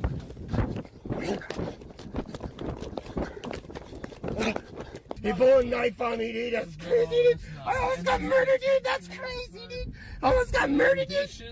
Yo, he was gonna murder me in a fucking house, dude? He was cornering you downstairs. Like, all right, we should go, Justin. That's crazy. He backed off a little bit. Yo, that's nuts. Bro. I'm so glad that these insane people just wander the streets filming themselves these days. That's fucking a little bit much right there, buddy boy. I think this is just the content spray part. You lock the door? I know. Let's lock the door. Yeah, this is I have a gun in the car. Should I just shoot him? Yeah, that's the content spray part. Okay, cool. Yeah, that's a bit fucking wild. I'm glad I don't live their life. I must be signed in to do that. Who the fuck are you to tell me? I run this shit. Motherfucker. Why the fuck am I even signed out? Why is the Blowblax thread in the fucking proving grounds? What is happening? Okay, give me a second. I have to sign in. Should I do music? Sure. Yeah, that's that good stuff. That's that calm down time music. Back in the day, when the Kiwi Farms was a much smaller place, there was a whammon that was very active in the chat when we only had one chat room. And there were several like pet autistic people that would post in the chat. And there was one in particular, his name was Connor. And he was like a fat autistic retard that wanted to write like a book. It's called, I even remember the name of the book. It was called Redesigning Eva. And he disappeared after a while. And but whenever he was in chat, he would get cyberbullied really hard. Because back then, the site was small enough I could just let retards be retards and not ban them for it. Because people thought it was funny. And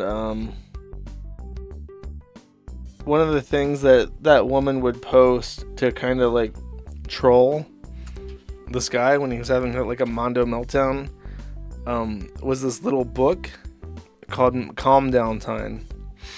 And I think of this all right now because this calming Kevin MacLeod royalty-free music is like calm down time music. Suddenly just had a pang of anxiety that I just typed out my password and authenticator code on the screen, but I did not. That's good. I have that going for me at least. You gotta count your blessings when you can, chat. Here we go, I found it.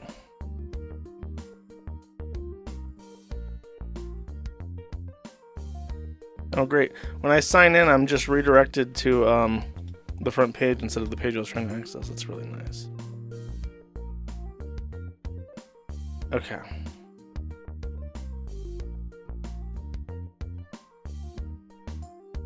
Great.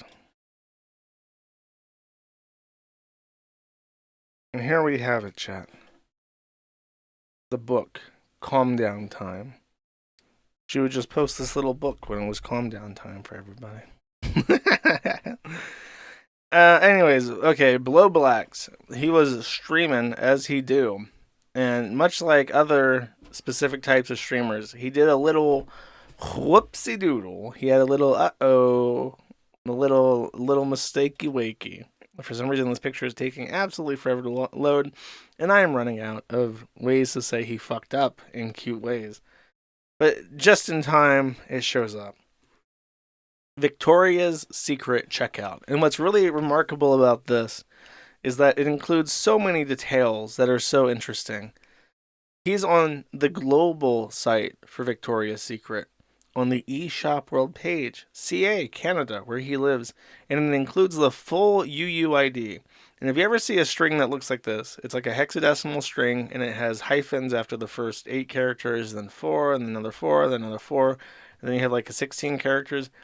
That is a representation of a 128-bit number, and a 128-bit number has so many unique permutations that I want to say there are more UUIDs that are possible than atoms in the observable universe. It's like a profoundly excessive number. It's just, like 128 bits is a lot, is what I'm trying to say. It's so much that in modern computing, when you want an ID, instead of getting a sequential ID or an index number, as we used to do in the past, we now just pull a number between 0 and the maximum limitation of U128, and that's our number. And because there's almost no chance of a collision whatsoever, it's effectively unique always. Which means that number represents the exact specific transaction that he had completed, and someone pulled it up and says, this page no longer exists. Your order has been placed, and you can retrieve the details using the order confirmation email by contacting our customer service, which means that he completed his order and received a confirmation email, and he bought panties from Victoria's Secret. We don't know what it is, but we know that he has it.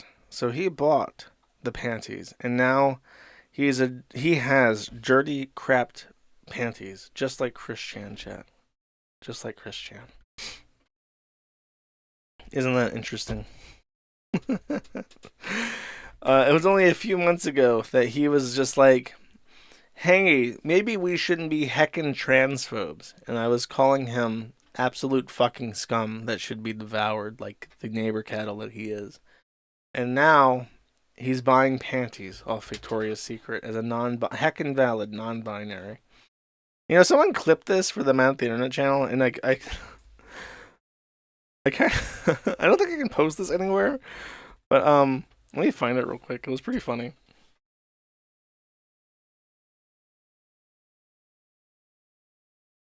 Since it is Halloween after all.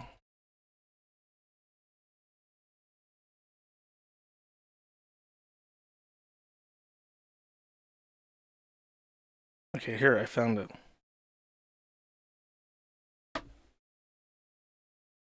Remember, you're watching the ghost of Mad at the Internet past.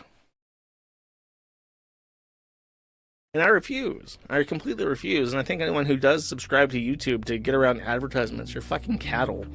I said this before, but you're like not a human being. You're like some kind of plant.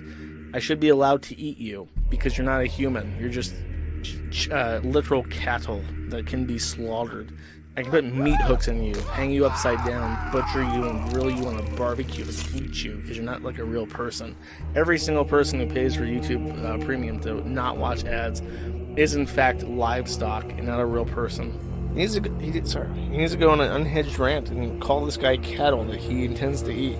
I think that me and Oreo, I think that if we barbecued Brad, we could probably eat him in one sitting together. I bet you. I'm gonna get him to say that this guy is edible, that we can eat him. I feel like that's in the cards. It is actually kind of base to cook and eat sex offenders, I think. Literally, if you give these guys a fucking penny, you're going right to the neighbor cattle slaughterhouse. You're going to be there right next to Hickok 45. They're going to hang you up by your sternum upside down and slit your throat with an automatic, like, saw and butcher you and eat you. So in other words, I really don't like advertisers, and I really don't like people who reward advertisers. What I'm trying to say. I mean, I'm just saying. It's my there's a book about this. It's called like a Modest Proposal. Classic American literature. We have an issue in this country, poverty. My modest proposal, we eat them. Modern day allegory of this, we have neighbor cattle. We have genuine fucking retards that vote. We have people that don't use ad block. My modest proposal, well, we gotta eat, don't we? I'm not gonna starve on their behalf, chat. I'll tell you that. Okay. Just had a sudden pang of anxiety that I wasn't recording. I had still paused it. Okay. How am I gonna... That's Irish literature. No, boy. It's American now. I said so. How do I don't think my chat is ready for this. I know that you're all big boys and manly men, but I think that I don't know if you're quite ready for this. how do I, as your internet father, internet padre, bring you to this realization gently and comfortably for maximum growth? I know, chat. Many weeks ago, I talked about the Ricada omnibussum, and one of the most important details that came out of this had nothing to do with Ricada. Who did it have to do with? Ethan Ralph. And what was that detail, chat? Well, one of the Kiwi reporters who sat behind Ethan, because Ethan decided to sit front row next to Ricada and his wife, one of the reporters sitting directly behind him noticed something peculiar, something that we've never seen from Ethan Ralph, because he wears sunglasses and a hat indoors all the time. It was that Ethan Ralph was bald. And so, Ethan Ralph, in his infinite wisdom, decided that today would be the day that he would ridicule the Jewish people by wearing a kippah on stream to desecrate this holy religious garment of the Jewish faith. But in so, Yahweh and the Jews had their last laugh, because, as you can see, Ethan Ralph is actually fucking bald. Properly, straight up fucking bald. And he has a comb over that one can only compare to how you would, if you like close your eyes, you put your fingers to your temple and you imagine these words: IRS, tax accountant, 45 years old, comb over. That exact mental image will be what you see in front of you on Ethan Ralph's head. That is exactly what he has. The comb over of a 45-year-old IRS tax accountant. And the kippah, I assume, would also be on the tax accountant's head. So it just so coincidentally happens to be the same type of hat as well. He can you? Oh, no, you can't, because the stream died again. All right. Sorry, I'll not badmouth any more Jewish people this stream. Let's do this again. Chat, can you hear this? Can you hear the luxurious sounds of my thick Italian hair? Because I assure you, it's quite real, chat. Ow. Sorry, I tried to put my headset on it. The left ear cup smacked me in the fucking head. It slipped out of my finger. Now, Ralph, I'm trying to be a good boy here and help you out. So when I was, many years ago, when I was a fan of Chantal, and she was not fat and boring, she was fat and sassy still. She had really bad hormonal issues because she was so fat, and she also had her uterus removed, so her hormonal situation was not good. During her Get Ready With Me streams, where she did her makeup and talked about dumb bullshit like doing coke, she would use a product that I had never heard of before. It seems to be a little bit of a niche product, and the people who use it probably don't want to talk about it too much because it's a little bit embarrassing. It's called Kaboki. Now, I don't want to... This is not an advertisement, but I am just trying to help a neighbor out, and Ethan Ralph is nothing but a neighbor. You can buy this product and reclaim your confidence, they say. Real results, real reviews. Let's check out one of these. This is the first one. This is for dark hair. I don't know. Maybe he wants like a gray one because he's already going gray. You can get one of those. But I just want to show you the before and after pictures. It's like this weird silicone. Fuck. I fucked up my mic by moving it. It's like a silicone dust, and it's like, you see the before and after. You just kind of like, it kind of like grows in like hairs. You like put it on your head and like pull it out, and it like makes like these spindly, natural looking fibers, and it kind of fills in your bald spot. So, Ralph, this is more for women. Guys just cope and do the comb over. This guy's like Ethan Ralph. You see how natural that looks? I'm just saying, bro. You don't have to live like this. You don't have to wear the comb over of shame. You don't have to wear a hat indoors. You can just get some Kaboki, the 30-gram 90-day supply, for $35. The Ralph male can afford a $35 bottle of hair thickener, and then nobody can make fun of you and call you bald. And you can even do cute little get ready with me.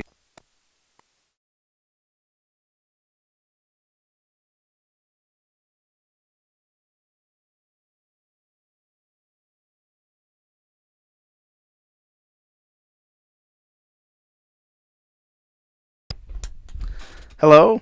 The XLR cable in my microphone just pulled out. Bro, this stream is cursed. This is the Spooktober month is in full force. I'm being haunted by the ghost of bald people, I think. Anyways. The kill stream. Okay, so this is... I don't know what this is. I think that... Okay, so what happened is that Ralph did this stream where he showed that he was bald. And he promised his pay pigs that he would wear the Jew cat for the entire week. But then he got pointed out that he was bald as fuck. And he says that he's not going to do it anymore. So I want to hear him cope and seethe for a minute. I missed the beginning of the show. Did Ralph take off the kippah to throw off the Iranian missiles? Oh, back to the Kansas City Chiefs hat. As if this motherfucker, by the way, as if he's from West Memphis, Arkansas. Kansas City's in Missouri, right? Has this fat motherfucker ever stepped foot in Missouri? Like, why are you... I don't understand. Why not support the home team? Wear it for the whole week. I'll wear it again one day. I just didn't feel like wearing it today. The Keno Casino hat. I don't have the fucking pin that you're supposed to have to make it stay on your hair. Oh my god, I know exactly what he's talking about. Give me a second. And then yesterday they're like, of course the A-logs are like, did Ralph dye his hair? Because my hair was black. And it's like, no, my hair was wet, you idiot. Your hair turns black when it's wet. I don't know if this is a big secret or... I mean, if it's a darker color, right? Okay, here it is. Here's the other product you gotta buy, bro. It's called Kippa It On. And for some reason, I know this off the top of my head. The original do-it-yourself in a Kippa clip. America's favorite Kippa clip. It's $4.49 for a pack of 2. That is a steal. From at that rate, you're stealing from me, brother. So you just put this in and you Kippa it on. Come on, Ralph. Figure this shit out. Your hair, it's wet. My hair was wet. And then they're like, Ralph's going bald, which I'm not. My hair is thinner because it's gray in a lot of places. But like, Ralph's going bald. Oh, I hate his hair. It's like, nah, dude, I had a hat on before that. So I went and wet my hair and brushed it. So I didn't, my hair wasn't all fucked up. So that looked like a 45-year-old IRS tax account. Dye my hair. If I did dye it, it'd probably be blonde or something crazy. So, like, it wouldn't be black. Where the foreign offices, this is... Interesting. Cool. Okay, so Ralph in Copesville desperately buying a bottle of Kabuki and a Kippa It On. And that's all that he's up to. He's being fucking boring again. He needs to start doing pills so he can be more entertaining. I think that's fair to say. Meanwhile, our favorite Catboy Purr has some words of wisdom. This is, of course, on the incel topic. Champion said $5. Journalist, fake SL niggas will make up anything these days. Elliot Roger would hate you. You're a fucking fake cell, okay? You're a fake cell drug dealer. That was a journalist, and you'll see, because the movie's going to come out in like 4 weeks, and I'll be wearing the same outfit in the same episode. Don't be questioning, excuse me, nephew, you are in no position to question my credentials. I've been an incel my entire life, you stupid bitch. The only people slide into my DMs are trannies. You know that? Because this lie has been promulgated that I like trannies, the only people that like DM me that slide in my DMs are trannies. They're like, hey, I heard you like trannies. I fucking don't. False advertising.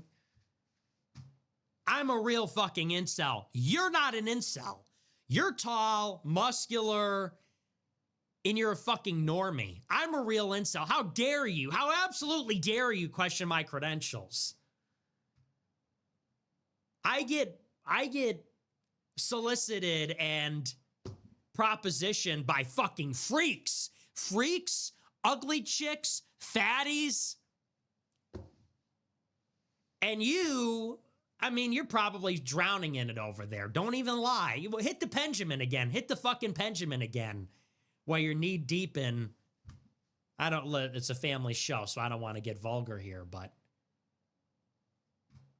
Elliot Rodger would fucking kill you, dude. He would hate me. Elliot Rodger would kill you. Anyway.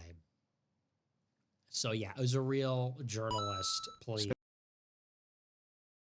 So, this stream comes after, I think, his stream where he brought a woman on and was like, wow, you got those bazongos. I mean, is she looking fine, chat? And he's like, I'm totally a heterosexual. And now all the incels in his community, which is a lot of them, is like, what the heck? You can pull babes? You can get a woman to talk to you? You're a fucking fake cell, bitch, motherfucker. And that, like, upsets him. And I don't know why. Dude, okay, I gotta say. And I'm being honest here. Like, I hope that a lot of people who listen to me don't consider me super petty. And if that sounds weird, I promise you, I make a deliberate effort to not make the most obvious statements about people, because I think the obvious statements don't need to be said, and there's funnier things to be said. Nick Fuentes looks ugly in this. And I don't know what's happened to him, but he looks full fucking goblin in this. He looks really bad. And I don't know what it is. It looks like he's gotten older. He looks bad. And then in this, like at the end in particular, like what the fuck is up with his face? You know what I mean? Has he gained weight? It's twink death, right? He's like 25 or some shit. He's only been around for a while, right? Like he was, I want to say he was underage when Trump was getting into office. So how old is Nick Fuentes? 26. I did not expect that, bro. Now I feel old. Like I'm pretty sure he was like 18 when Trump was elected. So it's been a while, huh? He does look like Patrick Tomlinson. You're right.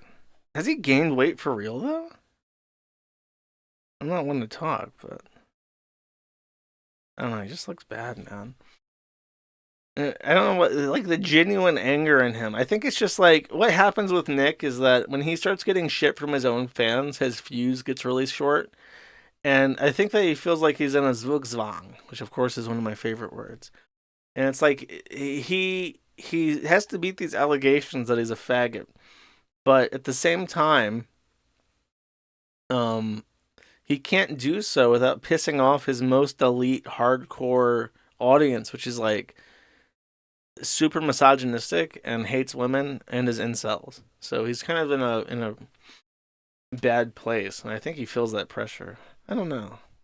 I'm so mystified by Nick Fuentes, and I think I don't talk about him as much as like PPP does, because I think that PPP genuinely hates him due to like his tradcath LARP, and he finds that like personally offensive to a level. But I find his like the size of his audience to be a point of curiosity to me. So I find things like this interesting. Is this deep fake? No, it's not. It's just Nick. Cool. There was something I had missed, by the way. I recalled while listening to this. Let's see if I can find this really quick.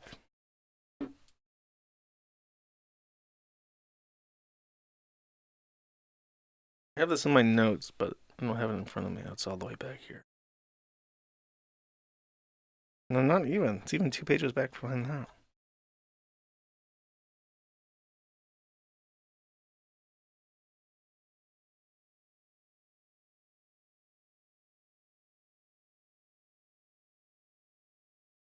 Okay, here we go. This was it.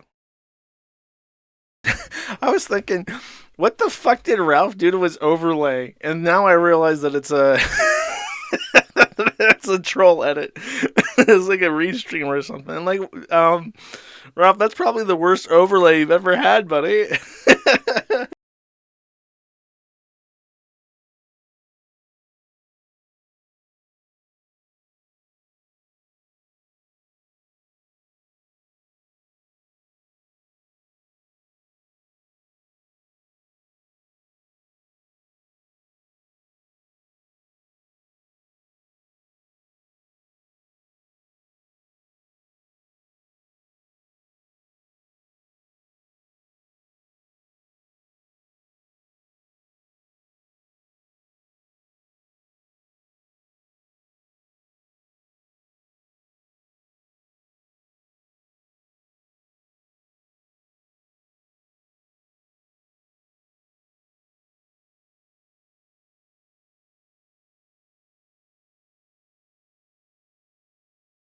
Bep sent $2 on Rumble. Here's So he is 60K in debt, and then he says that he's only 15K in debt from credit card debt, and he's not going to pay it back. I think he's way, way deeper in credit card debt than he is letting on. And that's not even including the IRS. Now, far be it from me to talk about the IRS because I hold them in utter contempt. And I've crunched my numbers, and for when I return to the U.S., I lose my expat tax credit. And I've crunched my numbers, and I cannot fucking believe how much money they're going to take from me because I don't make that much, and they're going to take a lot of it. And I honestly don't know how Americans are doing it. Like because I look at the cost of living calculators and just how much more rent's going to cost me. Groceries are going to be 3 times what they are in Serbia, and it's like I don't know how Americans are doing it. How do you get by? I guess the answer is that you fucking don't. It's you have to pay for healthcare and shit, and then they take all your fucking money to pay for black people.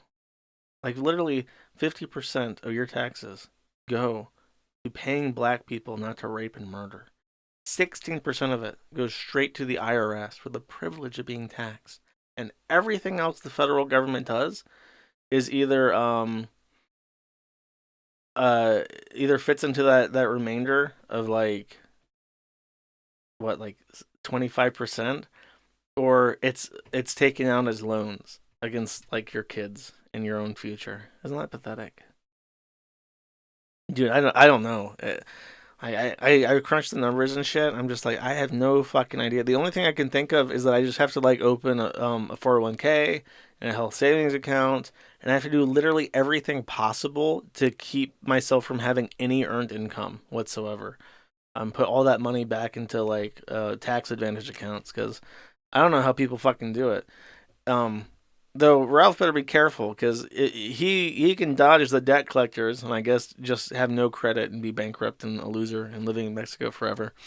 But if he taunts the IRS, it's probably not worth it for them to collect from him now. If he thinks that he can tax dodge in Mexico, he's very wrong. I think every Latin American country has an extradition treaty with the U.S. specifically for taxes, but especially Mexico. And they won't make an example out of him until he starts bragging about it. Because if there's a threat, like if you say don't pay taxes, the IRS looks into you really hard. Because I think the statistic is that 1%, if 1% of taxpayers, if voluntary taxpayers stop paying taxes, the whole system collapses. I think that's what their calculations, their estimations and simulations have come up with. It takes 1% of people to stop paying tax for it to completely collapse. So he just better watch himself, is what I'm trying to say. Mexico is next to... I mean, the whole like fleeing to Mexico thing is like a meme. They have extradition treaties, and they even hunt you down for child support. If you're like a cholo and you like flee California to go to Mexico because you don't want to pay child support and you're that petty, they'll hunt you down for fucking child support too. Los federales. You're not immune to shit in Mexico. It's a fucking meme if you think Mexico is like some kind of outlaw fucking Wild West. There's no government. They can't. We pay them. We pay Mexico to give us shit. And they're like, okay, you want to give us mucho dinero for this fat retard? Here you go. On a silver platter, as you requested.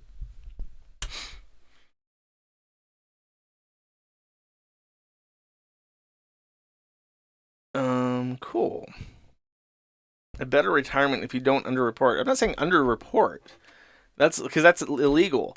But it like what I understand from rich people is what they do is they reinvest all their money so that they have very, very little reportable tax income. And that's not underreporting. Underreporting is lying and saying that you didn't make as much as you actually did. I'm saying like you got to put your money into tax advantage accounts so that you don't you don't have to pay tax on that money, and your actual reportable income is lower, or taxable income is lower. Yeah, if you think that you can hide in the cum countries, you're wrong. Anyways, do you guys hear that? Do you guys hear that spooky ghost? Wait, not that one. This one. Number 15, Gambling Ghost. Just when you think you've seen it all, you find a ghost in the background of a gambling stream. Kick streamer Bossman Jack is sitting there gambling away his life savings, and there's just an apparition, and it's just standing there menacingly. But that's not the worst part. The worst part is that my nigga Bossman Jack has lost it all for the 1000th time. Oh my no God, more juice dude. for my nigga and she ate. I lost it all, the Keno again. I just lost it all. It's all gone. Wow, dude. What the fuck, dude? I don't even know why I play that shit anymore. And the ghost is sitting there laughing its ass off.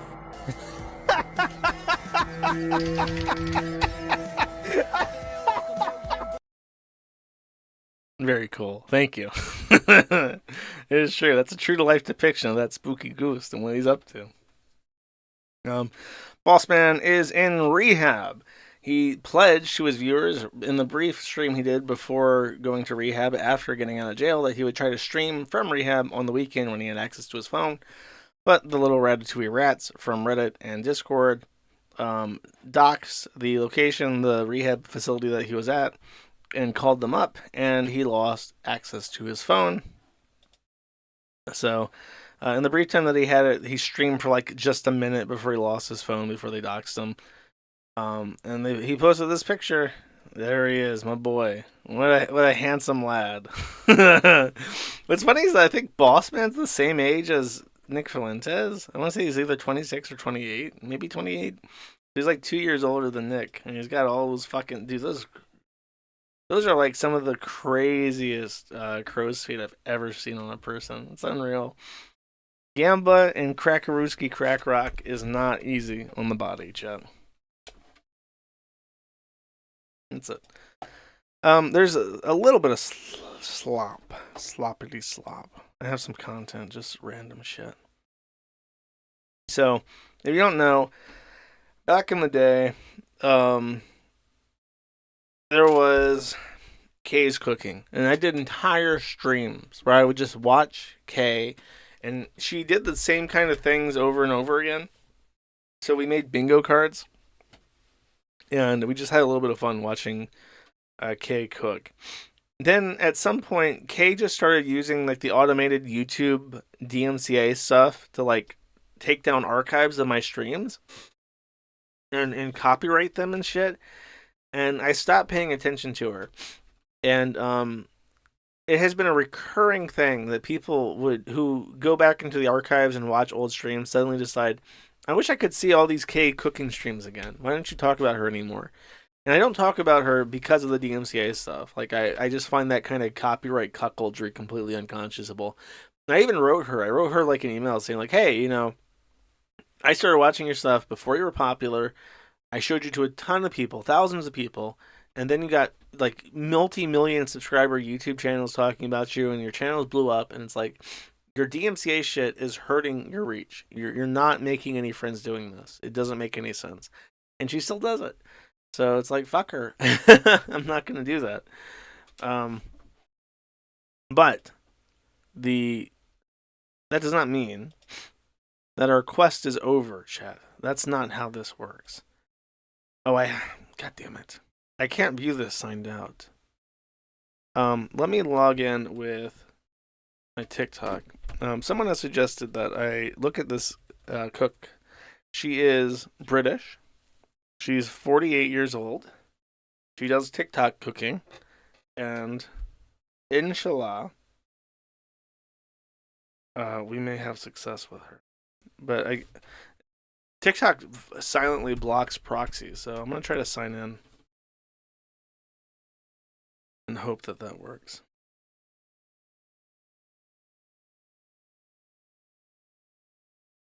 Not even like sending me the fucking login code. I hate that. I really, truly hate everything. What's the name of the app? Well, TikTok has like a Chinese name that if you look at on the fucking. And it's like Zhou Yi, Hong Hong.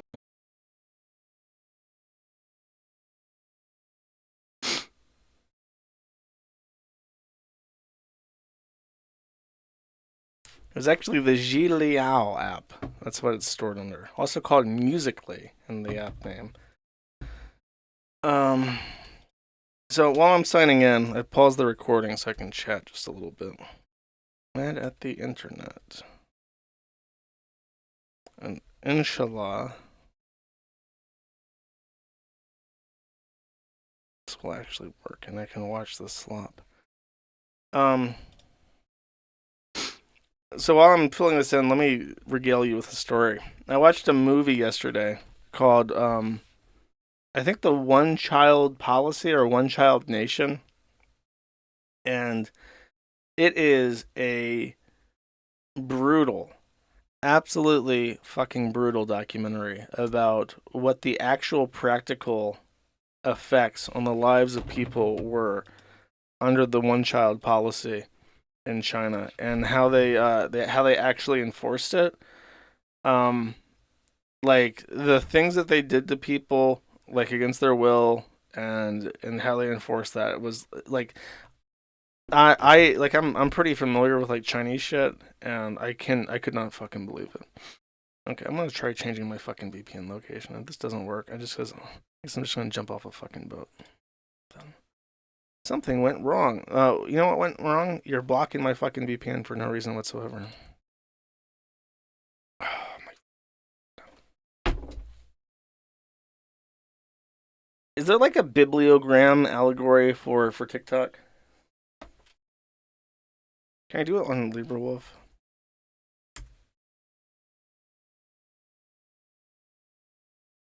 Yeah, they force sterilized like hundreds of thousands of people. And like they spoke to some of the guys. I guess I should unmute. So I was talking to chat while I was trying to figure out TikTok. I was talking about the One Child Policy, and there's a movie that came out either called One Child Nation or One Child Policy. And it's just a documentary about the practical impact that the One Child Policy had on people in China. And the One Child Policy only ended in 2015. But they talk about the propaganda, they talk about the operas and shit that they made, the graffiti that they plastered everywhere about one child. And then they made it like two-child policy after 2015. And they just contrast that with like how they do these little operas where the children are singing, the One Child Policy is the best policy. The nation's readers have figured everything out. It's for national prosperity and is the best policy. And then at the end, they show the recent videos and operas that they put out for the two-child policy where it's like, one child is too little and three children too much. Two-child policy is the best policy. Our nation readers have figured this out. And it's like really, really genuinely dystopian. It was a little bit fucking nuts. And it like the stuff about like the forced sterilizations and the abortions, like the fucking, there was a artist and he was a Christian artist and his name was, I want to say Peng Wang or Wang Peng, Wang Peng, and I can't do this. I can't do this fucking TikTok puzzle. Like, their CAPTCHA is just fucking broken. It's like a thing where you have to spin it, but if I click it anywhere, it just fucking breaks. Drag the slider, and then if I click it anywhere, it fucking break. Okay, I can't watch this. Unbroken with the Chinese app. Anyways, he would find, like, medical waste bags, and just like he would take it's in these dirty Chinese rivers like the Yangtze or whatever, where there's like trash fucking everywhere, and he would just find these brightly colored yellow medical waste bags and tear them open or look around because they might not be closed, and there would just be like a dead baby in it. And he would take these pictures, and he has like an entire collection of all these dead babies that were killed because they were over the child limit. And the mothers would talk about like leaving the dead babies out in like the wet meat markets just to like be picked apart by mosquitoes and shit and slowly die over 3 days. It's like a genuine, like I have a pretty strong constitution, but listening to these people and these like officials talk about like, well, of course it was horrific. I cried and I threw up and I couldn't sleep and I feel very guilty about it.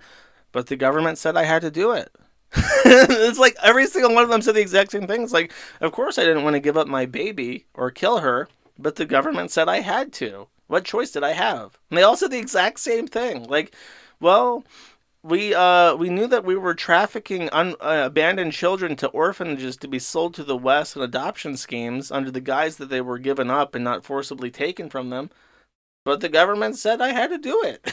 What choice did I have? Just over and over and over again. They all said the exact same fucking thing. It's like, Jesus, people.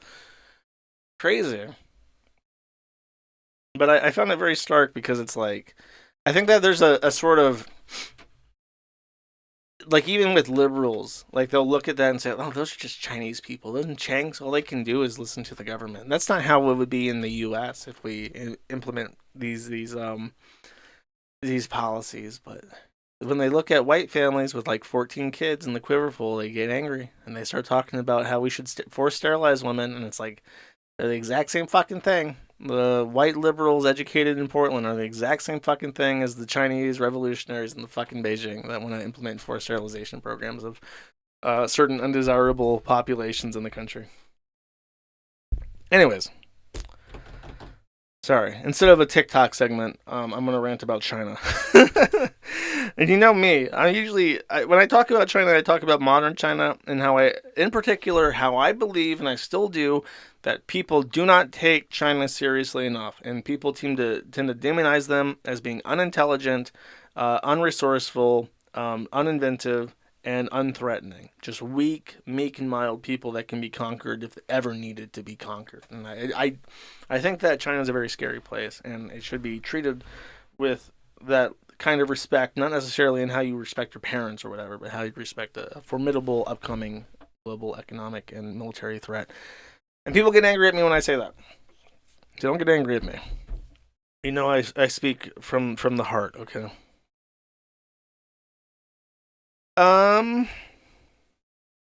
Is there something funny I can do before I close the stream? Because now I've bummed everybody out. How about this? Can I watch the fat lady's YouTube channel? And does she have like a YouTube or something? Hold up. What's her name? Auntie Jackie.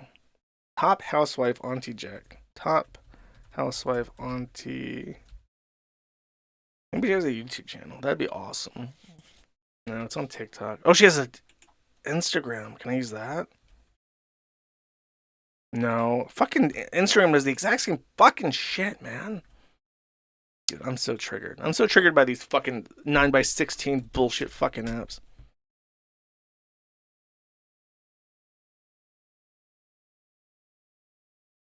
Wait, I think I might have found a bibliogram for Oh my god, I found a bibliogram for TikTok. Okay, everybody, please give me your energy. Please tell me that this fucking works.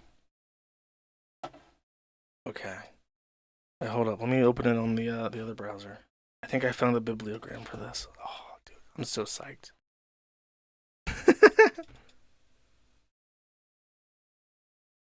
Okay.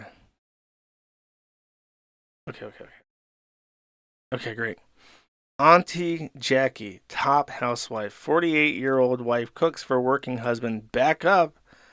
Auntie Jackie, UK flag, banger, straight banger. I'm liking everything I see.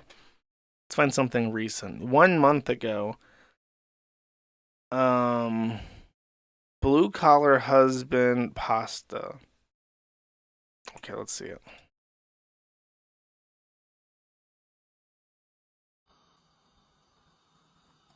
Okay, so wait, she has a frozen.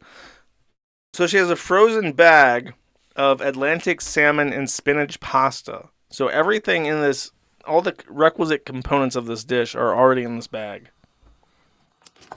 That appears to be a very, very, very, very dirty skillet with used oil that she is dumping this into, including the ice, which is going to explode in the hot oil. On the assumption that the oil was hot, which it's not, because of course, why would she preheat the oil to cook in? She's just gonna warm that fucker up. Okay.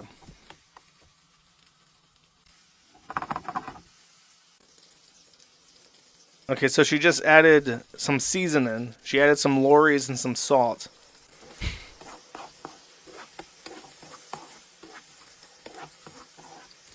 Dude, I'm always so suspicious of anything posted on TikTok at this point, because it's like, I don't see, Auntie Jackie could be AI generated. Like, someone went to a computer program and said, generate me a fat-looking British woman.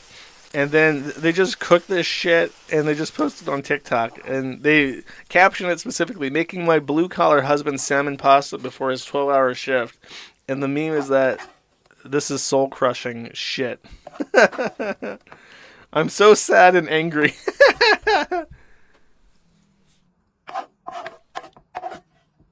You see her on my FYP all the time. What's a FYP?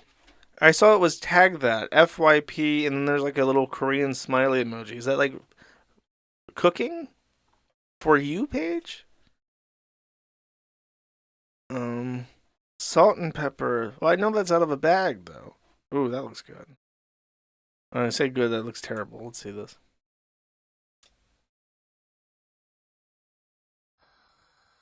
Fuck your pasta. That's a good one, you little sponge. I like that answer. Okay, we got weenies and gravy and... Wait, did she put the chopped weenie in and then like the beans? What the fuck is that? So she has like a tin, and they sell this? It's a tin with beans and bean gravy with like sliced weenie and faggots. And that's the thing that we're going to be putting into the skillet that hasn't been cleaned in its existence.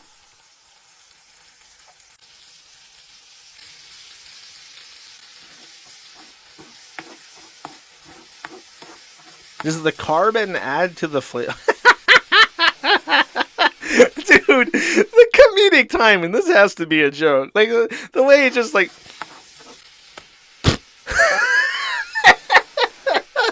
then, like, she hits it with, like, another pound of salt. Like, here you go, you little fucker. Enjoy.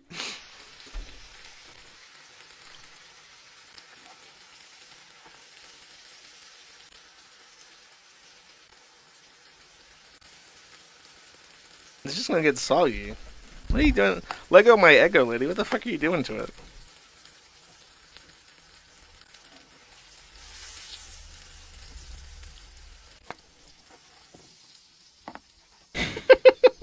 Dirty plate, plastic plate.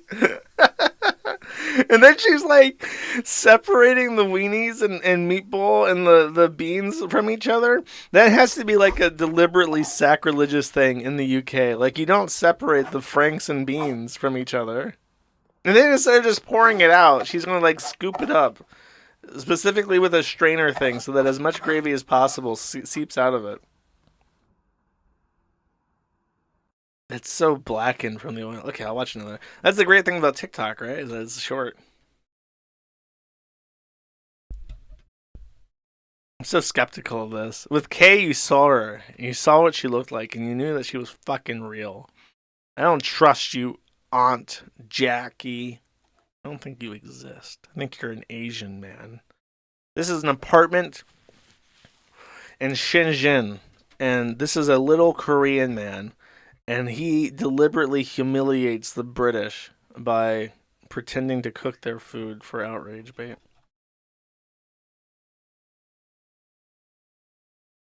Oh, the prawns. Okay, I'll watch that.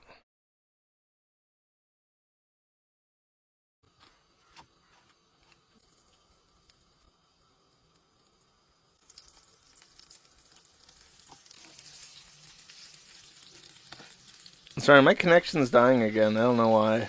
I'm just watching YouTube or TikTok or whatever. She made these all in the same pan.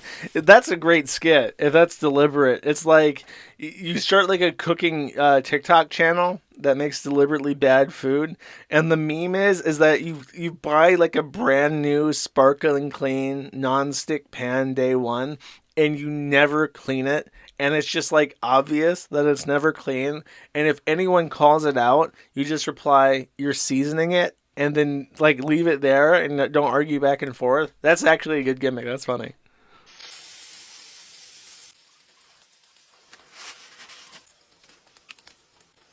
She broke all the pasta. She's like deliberately fucking it up. The prawns are just completely attached with heads and everything.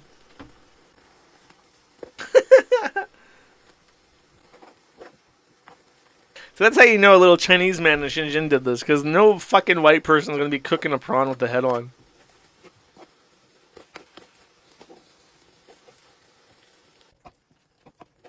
Bro, all the specks of carbon from the prior cooking.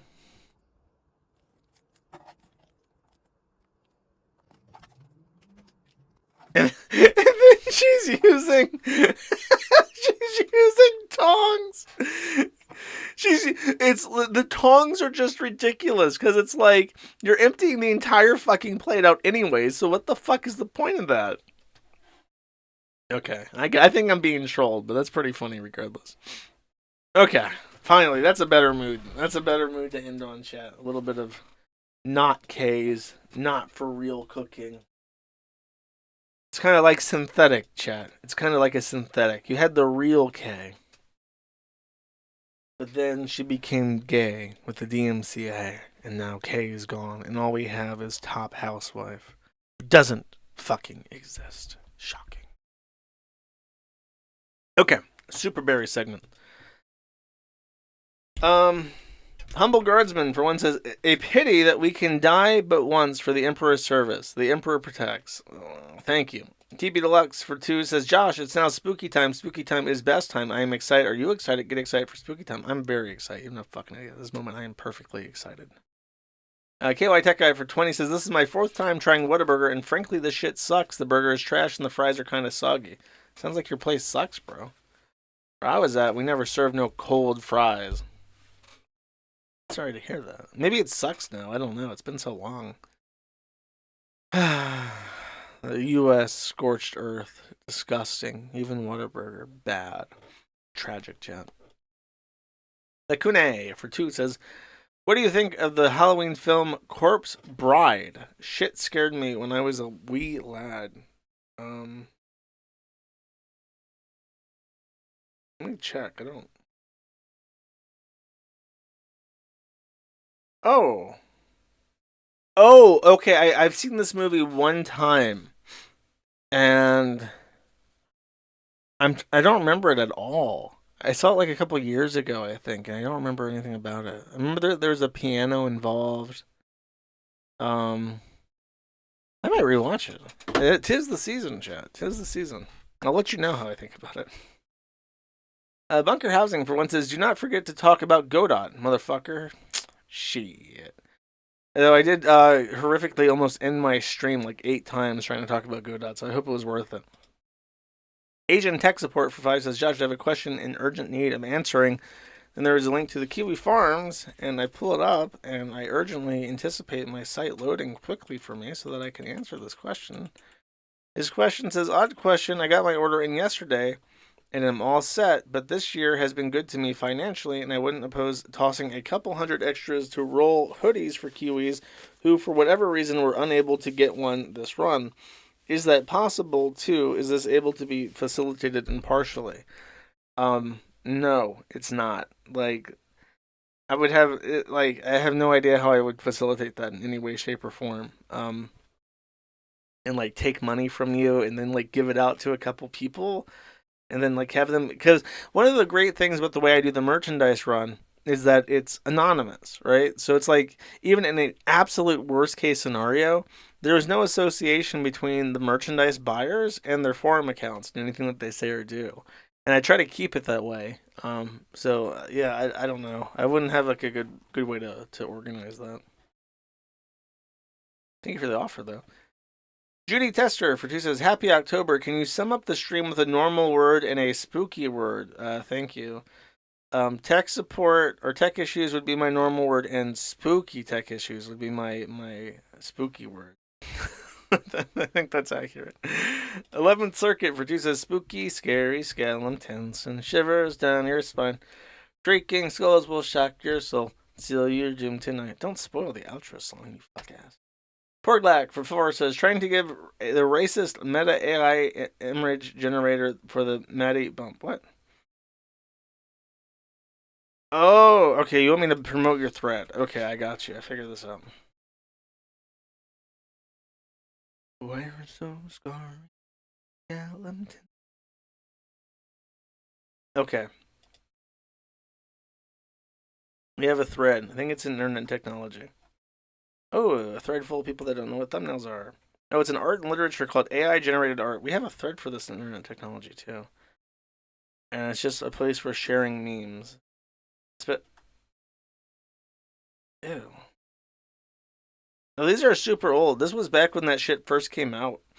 And they didn't look right. And now we got furries generating bulges. Wonderful. Share your AI art on the Kiwi forums, but don't post anything that's sexual because you already have 4chan for that. Meowga for 5 even says, Hey Moonpie, love the merch this year. Could you show off this art from the thread? Okay. Let's see it. Loading. Oh yeah. I don't know if you're the guy that made this, but I got into contact with them. He or her, I don't know. I was strongly considering this, but I wanted like a more cutesy design. I wanted to keep the Viking Kiwi that we had. I'm strongly considering doing like a tarot card deck because I love this guy's art. So I have a couple concepts for how I would want to do it, but I don't know if I want to do tarot. Just from like a superstitious standpoint, it kind of like wigs me out a little bit. It is very nice though. Space Allen for 20 posts not ham jam, but let me inspect this. Does it have the alt text? Are skeleton dancers. So instead of ham jam, we now have skeleton dancers. Thank you, Space Allen. I appreciate it. Devious DV for 1 says, wow. Thank you, Devious DV. I appreciate it. Lucifer 210 for 1 says, did you ever do a Terry Bear stream? She hella did. I don't intend to. I don't intend to do anything related to Bew or Terry Berry or any of the other ones that people just randomly fucking blame on us. Actually, I did do one on that transgender that set himself on fire in Portland, didn't I? Terry Berry. No, not Terry Berry, the other one. I feel really bad I don't remember this person's name. Completely eluded. Sneed Cricket for 16 says, you should do a stream on Class of 09 or do a Gumroad video on it. It's like Life is Strange, but written by an edgelord. Also, I like MSI the other day. And there is a...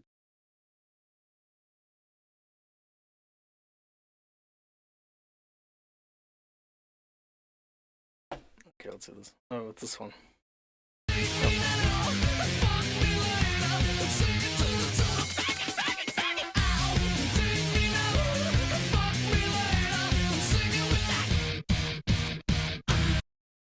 This line, this next line is so weird.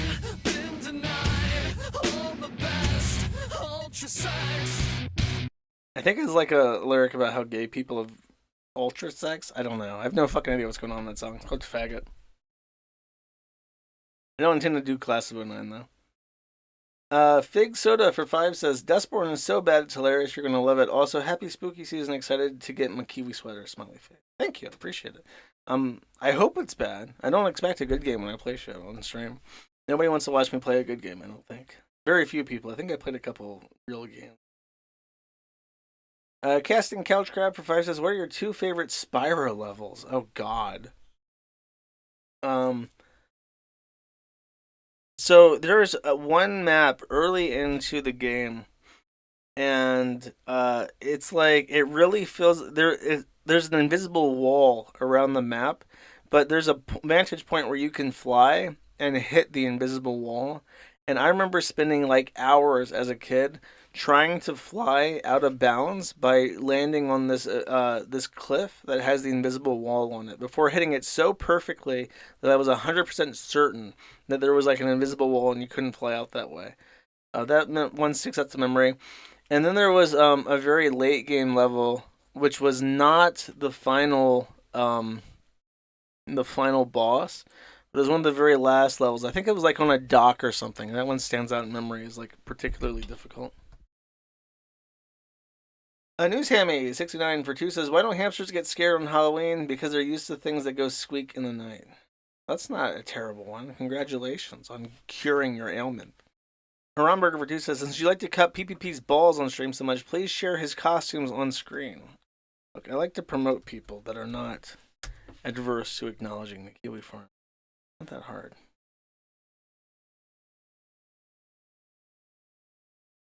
Oh yeah, he's PPP Pumpkin today. Wait. Why is he? Has he done 2 streams already? One is Majin Buu, and then one is the Pumpkin. He's a very scary pumpkin this year. That's like a proper like Spookaland. That's pretty fucking scary, chat. Yeah, that's pretty creative. I like it. I like the energy and effort put into shit like that. It's nice. Euclid for 5 says, why are these Trunish nightmares so proud to be freaks? Normalize normality. Because they can get away with it, and it hurts people, and they think that's funny. Simple as that. Tetrabax for 20 says, honestly, people like impotent eco-protesters are a sign that your movement may be gay. A little bit. I was thinking, by the way, I talked about the charity and the 501c3. I was thinking maybe I should do a PAC. Because I mentioned earlier in the stream that I wrote the Department of Justice to say that I was hoping that they would crush Visa. And I outlined like a couple things about why the payment processor monopoly is so harmful to American small businesses and people of color such as myself. And I was thinking, I watched a video by GDF, which is the Gaza Defense Force. And when the guy was outlining in like a 2-hour-long video about how AIPAC became so influential in American politics and how the politicians will openly say, like Lyndon B. Johnson, president of the United fucking States of fucking America, would change course on serious policy in the Middle East that would cost American taxpayers hundreds of millions of dollars simply because he didn't want to hear it from New York. And New York was like his euphemism for AIPAC and the Jews living there. And I'm thinking, if a couple hundred letters is all that it takes to accomplish things.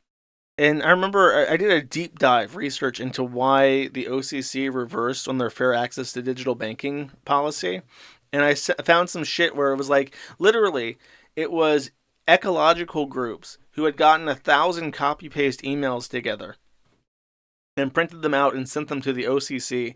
And they were like, I heckin' don't support this because, if the banks aren't allowed to stop doing business with oil and coal companies, then the heckin' ecology is going to be, heckin' impacted and it's going to get hotter.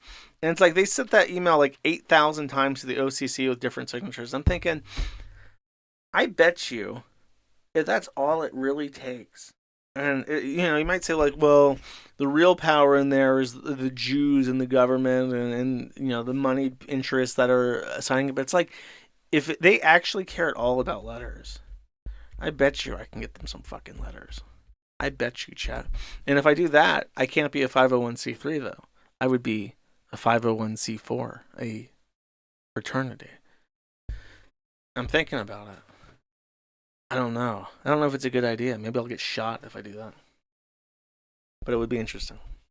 It's an interesting thought. I am thinking about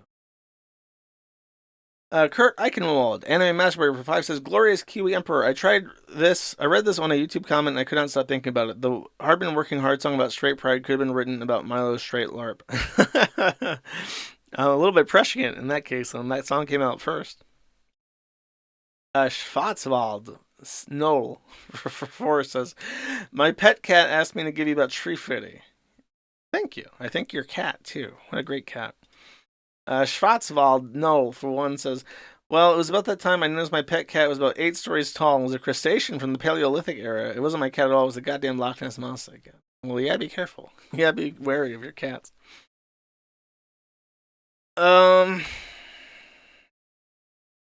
Anime Sucks Cope and Sneed gives me $2 for way too many fucking words. Thank you, Anime Sucks Cope and Sneed.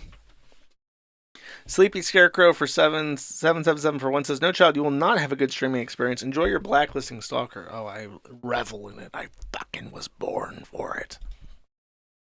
Yong Hai Chang for 30 says, thanks as always anyway. You're welcome. I appreciate it. Aryan Queen Generator for 2 says, please get more shirts. It's pretty dog shit that within 12 hours my size is gone. Look, I'm sorry. I ordered... Look, I had as like 500 shirts in the last 2023 sale. I ordered 500 of each. And I ordered even a little bit more, actually. I think it was 410 that I sold last year. I bought 500 of each. And they all sold out, like, immediately. So I honestly, I tried. I thought I would have way too many. I was afraid of having overstock. But the zip-up sold immediately. Like, they were all gone. So I'm like, oh, fuck, I gotta get more of those. I don't even know why. I guess the design, people like the design, but I think also the hoodie being a more thicker zip-up, like a proper winter zip-up hoodie was something that a lot of people wanted, so. I don't know. I fucked it up, though, apparently. So I usually do a back order thing. I think, even then, though, I think that me saying I'm not doing back orders this year, everyone's like, oh my god, I should buy one of everything. Sneedo for 1 says, have a blessed day. Also, Sneed, what? What about a fabulous day? What about a great or wonderful day? You're not in Montgomery, Sneedo. But thank you. Paulo Peggins for 2 says, suffer, Taylor. I don't know who's Taylor. Taylor Swift? I don't know who's suffering. Bobby is God for 5 says, preemptively excellent stream. Yeah, fucking, I wish. This is why you should drink 2 Monster Energy Whites. I stopped drinking Monster Energy drink because I stopped buying cases of it. I buy one when I'm at the store only, and that's it. So I only have it when I'm at the store, and I only go to the store like twice a week or whatever. But I stopped buying the cases of it, and now I'm just drinking coffee. But I need to get off coffee or milk coffee and start drinking espresso or some shit. I am taking my magnesium though. Sneedo for 1 says, Kiwi superhero total Troon death ray. Now you're talking. Aryan Queen Generator for 5 says, if someone said Rackets carved Kayla's name on his chest and Rackets cried about that not happening, does that make him not a cuck? If he doesn't fucking do it and you're fucking lying, then yes, it casts everything you say into doubt, and it fucks it up. If you're trying to make someone look bad, and you lie about them, and you press a false narrative to try and force people to talk about it, and it's not fucking true, then when something happens that does make him look bad, and is true, people don't fucking believe you.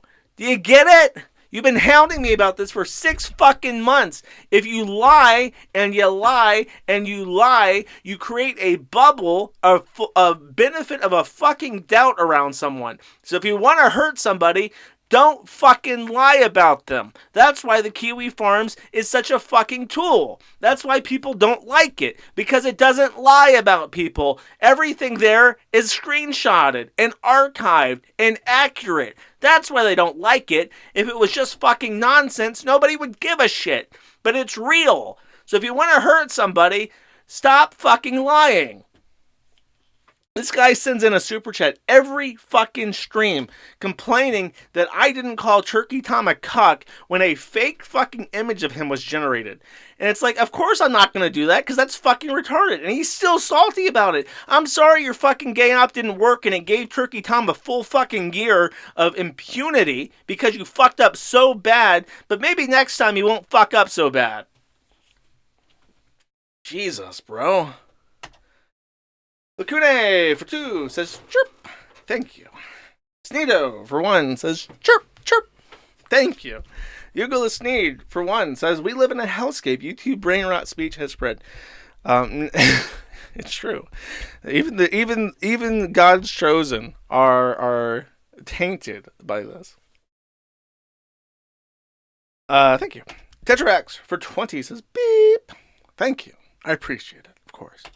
Anime Sucks, Cope and Sneed for 5 says, if Josh suffers, I suffer. If Joa rages, I rage. If John sneeds, I sneed. I wish I could do something for my big brother. I won't goon tonight. I redo his persona in SDXL. Gonna look badass.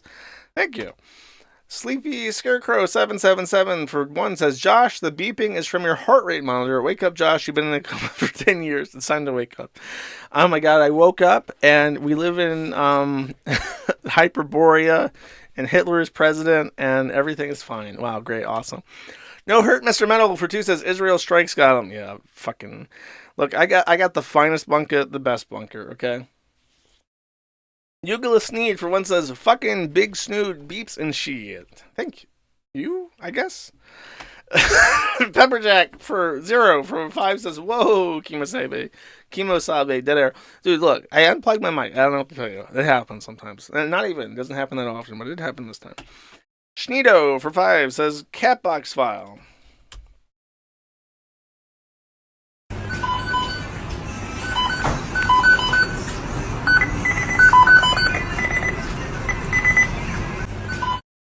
What is that? Is that like a Tamagotchi? What the fuck did you send me?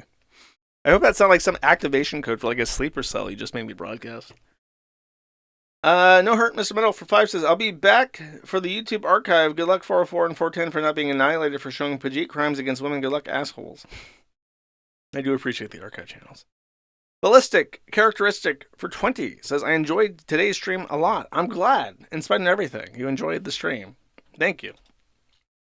Red Eyes Black Dragon for 5 says, I'm spitting pearls here. I'm a capitalist. Thank you. Anime Sucks, Cope and Sneeds sends $2 and too many fucking words. David S877 for 25 says, here's some money so the hamsters in the shipping department get their bonuses for all the merchandise out on time. That's me.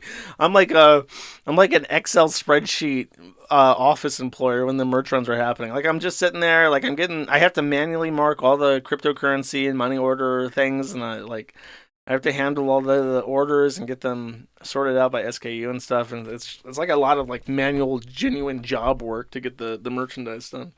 But it's always worth it, of course. You know, I said before, I really like making the merch because it's like real and people actually get to wear it and stuff, and it's not. I don't know. It feels a little bit more like added value than like super chats and gumroads and shit. So it's worth doing, I think. Thank you. Yugalis Need for 1 says, bow down to Spinglecat. Spingle Spangle Bing Bong Spung Spangle. Call Dante for 15 says, I was with Nubbly until he drew the cheese trap empty. That thing would have a fat flirting man in it in 1 minute after being set up. Well, it's a woman trap, bro. Come on now. And I'm too far away from it to be caught. Thank you. No hurt, Mr. Mental for 1 says, what the fuck is happening? ASMR PC Mossad action attack on Butter Dog. Look, you gotta do what you gotta do to put on the show, okay? Agilistine for 1 says, Jesus's chest XXXL is fucking ridiculous. We need to put some fat people in camps. Hey, complain to them, bro. I'm not the one. I've never sold XXL before, but somebody asked for it. Person 12 for 1 says, you should do more Gumroad stuff on internet lore you are directly connected to. That was my favorite part of the incel video. Well, the weird thing is like if you go up to somebody and say, hey, you should do a thing about an interesting topic that you were involved in. It's kind of like, well, I mean, in my mind, it's all mundane. You know what I mean? But when a topic comes up like the incel stuff, and I can reminisce a little bit. I think I've told that entire thing in bits and pieces, so it's not all new information. But when I talk about something, I have an opportunity to kind of frame it, like I did with the Gamergate stuff in Brianna Wu. Baja Blast Enjoyer for 10 says, would you consider doing another run of some merchandise we missed out on? Some of the older designs are amazing, but I had no money to buy back then. I also regret not getting a second patch set. There are some shirts in inventory. I think there's like a couple of the last one, and then there's like I think 90 or so patches, but they're like an odd count. They're not all the same. So I think I might after this run do an emptying where I have like limited stock, and you might not get like a complete patch set or some shit. But no, I don't rerun designs. I don't know. It's just a weird thing. I think that it kind of devalues stuff to rerun designs. I'm just adverse to it. I don't really have a good reason for it. I just don't want to. Because there's also like limited buyers that are going to buy something like twice, like an old design. So I would only just miss like new people or something, but I don't know. I kind of like the FOMO, the FOMO aspect of the runs. Like, oh, the crazy person who does sporadic merchandise runs has once again set up a limited stock. So, you know these things are never going to be printed again in the future. So you might as well buy one. I feel like that's a thing in my benefit. Next time I do a silver run, dude, I see so many comments when I look up like the silver because I get curious every so often and look up to see if people are selling it and stuff. And there was someone talking about how on Reddit even how he didn't realize that they would look so fucking awesome, and he regrets not buying them. Well, now you know. When I sell the Christian silver, they look fucking great. So don't doubt me. My prints are high quality, my merchandise is comfortable, my designs last a long time, and my silver coins are shiny. Put in the effort. I really do. Aryan Queen Generator for 5 says, why the fuck are you not letting us buy the cute shirt? Janny, sew it up. Make the other design available for back order. I mean, I thought about it, but I can't. I think that they sold slower.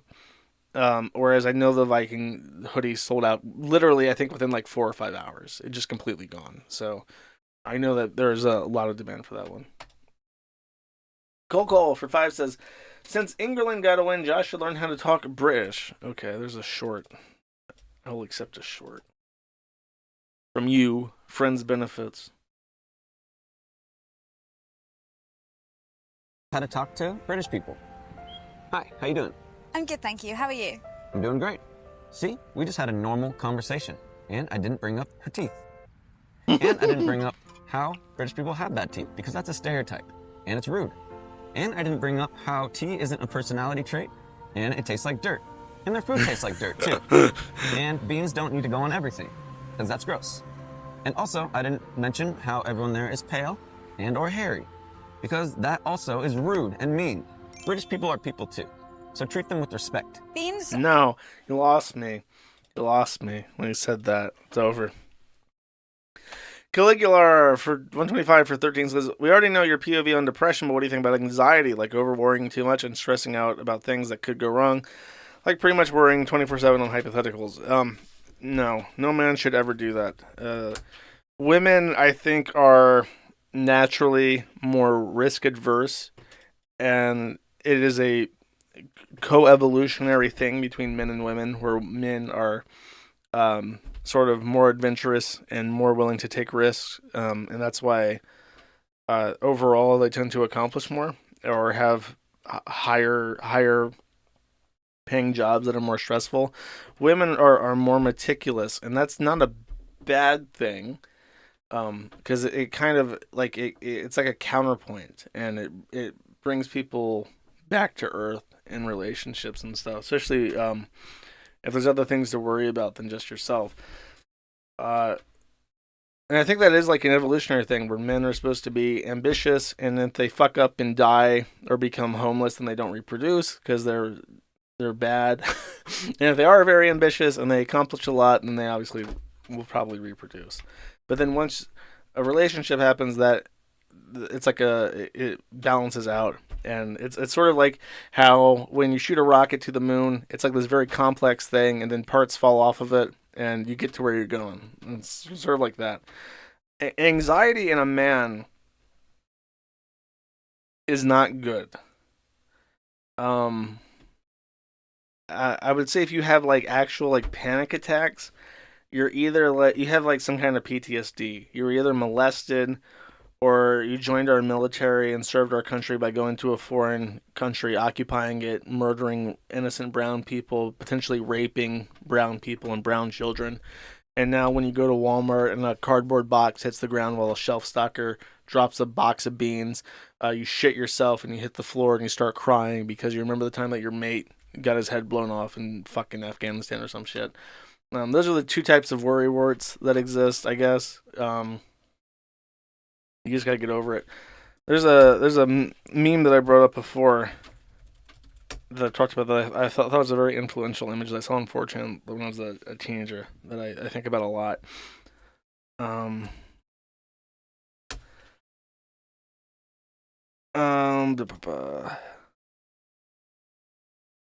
blocked on Reddit. Okay, great. Let me just bypass that real quick because you can go fuck yourself. Suck my cock. Okay, yep, this is it. Wow, for men's rights. Oh boy. Oh, an imager which blocks my VPN. Cool. Oh, and if I try to view the thumbnail, it also blocks my VPN. Cool. Awesome. I really love this. I love computers. Can I like blow this up at all? No. I really want to show this because it's like, oh, there's like a 4chan archive. Oh no. No. Fuck me.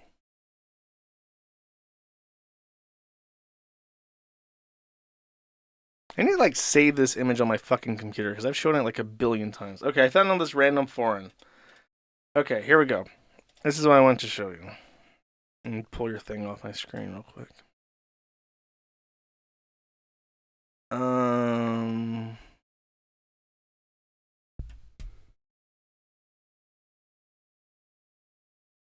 Your impending sense of doom is nothing but emotional residue. There is nothing wrong. Even when something is wrong, nothing is wrong. You deal with problems as they arise. No big deal.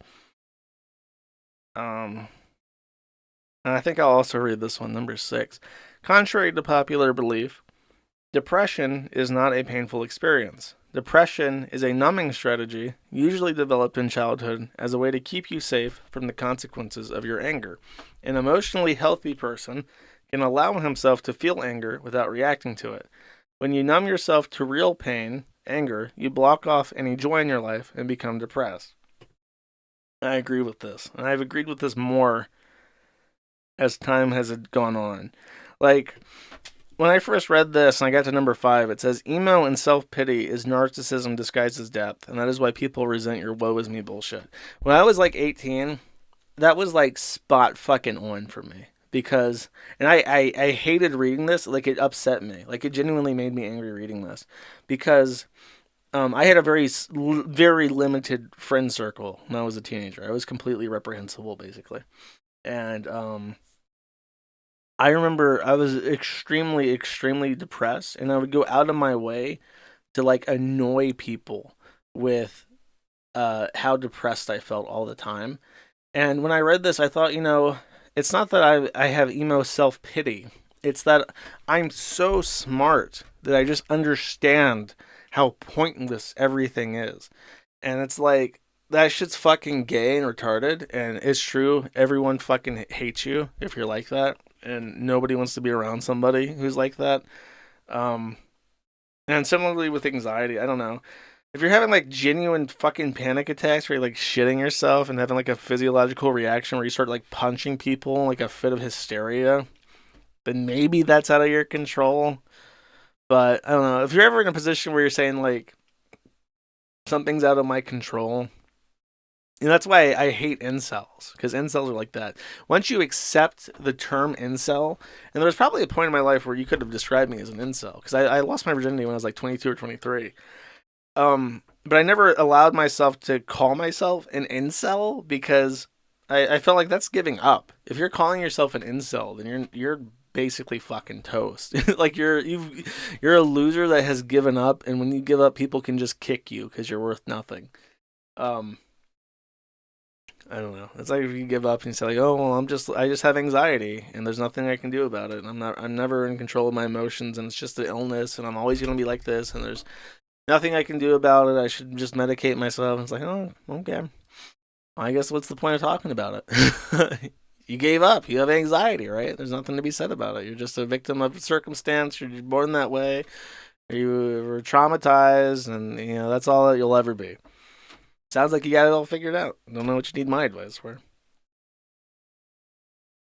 Buzz Burridge for 5 says, remember the time that you made a South Park joke and it caused a rage pig to implode so hard it negatively affected everyone around him? I do, in fact, remember that. I remember the time that we had to sacrifice Ethan Ralph to the corn, and now he's in Mexico. Little does he know that corn is more bountiful in Mexico. He has simply driven himself closer to the actual apex of the corn empire. Sneedo, for one, says, people who get offended by the retard word are retarded neighbors. It's true. They absolutely are. That's why they get offended. Pancake Luchador for 5 says, Stupid MF is a pretty good song. Reminds me of a spastic boss theme. Hope we have a good one. Josh, it's a pretty good song. I do like it. There's a couple songs by MSI that are really, really catchy. They're more catchy than they should be. Cameron Thomas says, here's a clip from 5 years ago where trolls called VidCon security and accused EBZ of filming up skirts. I guess this is the thing that happens to them.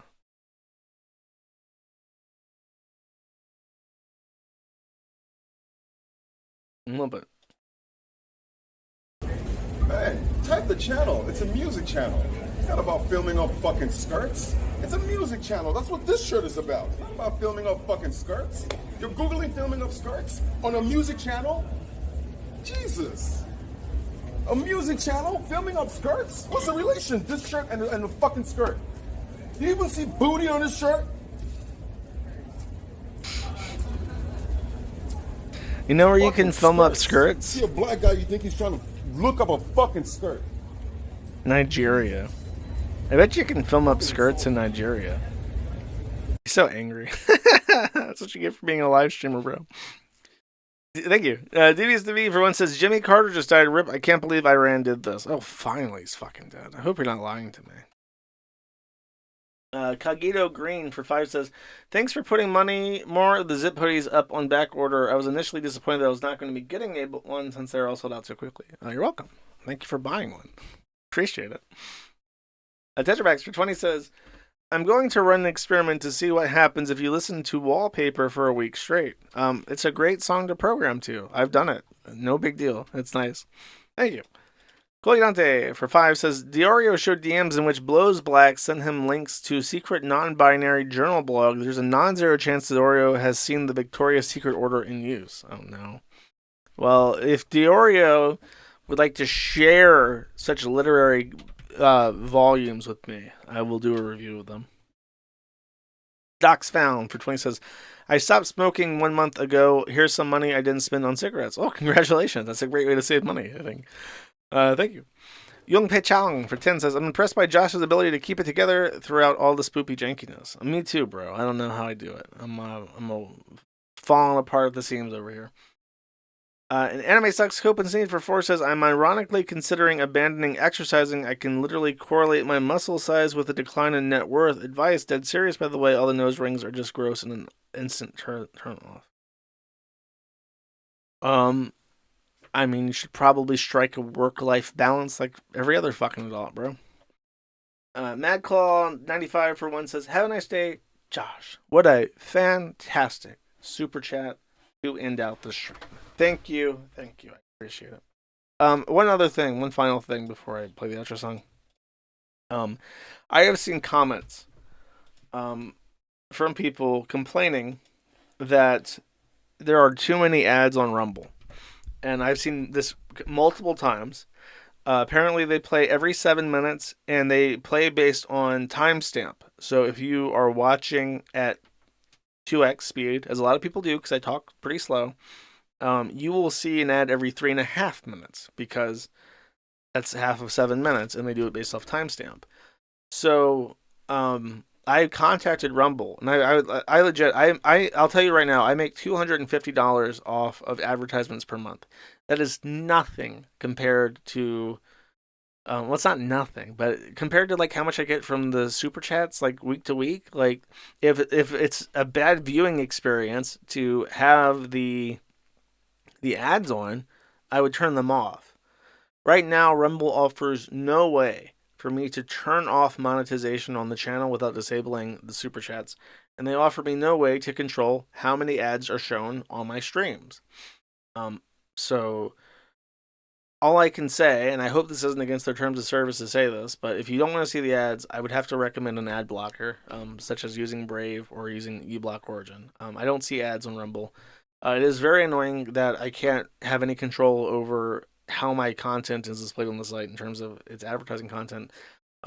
But no, I am aware of it. I am displeased. I'm upset to hear that people are seeing ads, especially very repetitious ads as frequently as they do. And just know that I'm being compensated in total. 250 is my CPM for September, and it's upsetting that I'm not doing that for the money. Is what I'm trying to say. It's like they're running the ads as part of me being a monetized person on the platform, and I wish I could turn it off. That is that. And of course, you can watch the VODs. Well, you can't watch the VODs on Kick. I take those down pretty quick. But you can watch alternatively on Kick live. And I'm usually pretty good about getting the VODs up on Odyssey and on the site and in the the podcast on Spotify. And I'd say, like, they fucking banned us. You got to go complain to them. And that's great. My OBS cut out one last fucking time before the stream is over. So I think now's the time to shut the fuck up and play the outro song. I'll see you guys on Friday. Have a great week. Take it easy. And remember, matttheinternet.com, live if you want to buy the merch. I need the order in by tomorrow morning, U.S. East time. Don't wait. Thanks. Have a very spooky October, too. Bye-bye.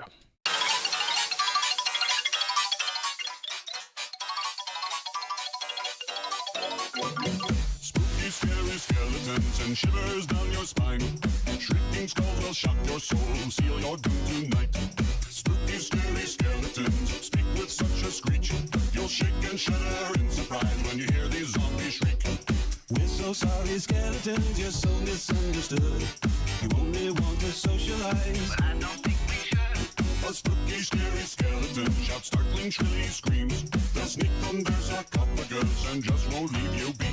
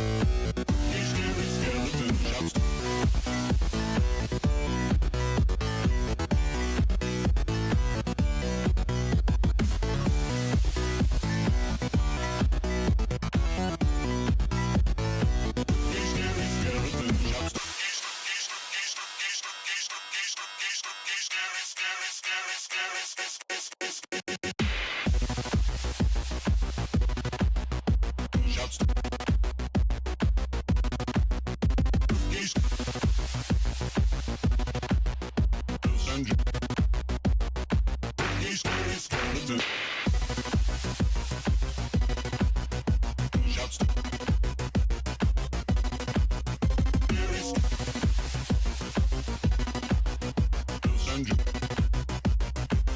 scary skeleton.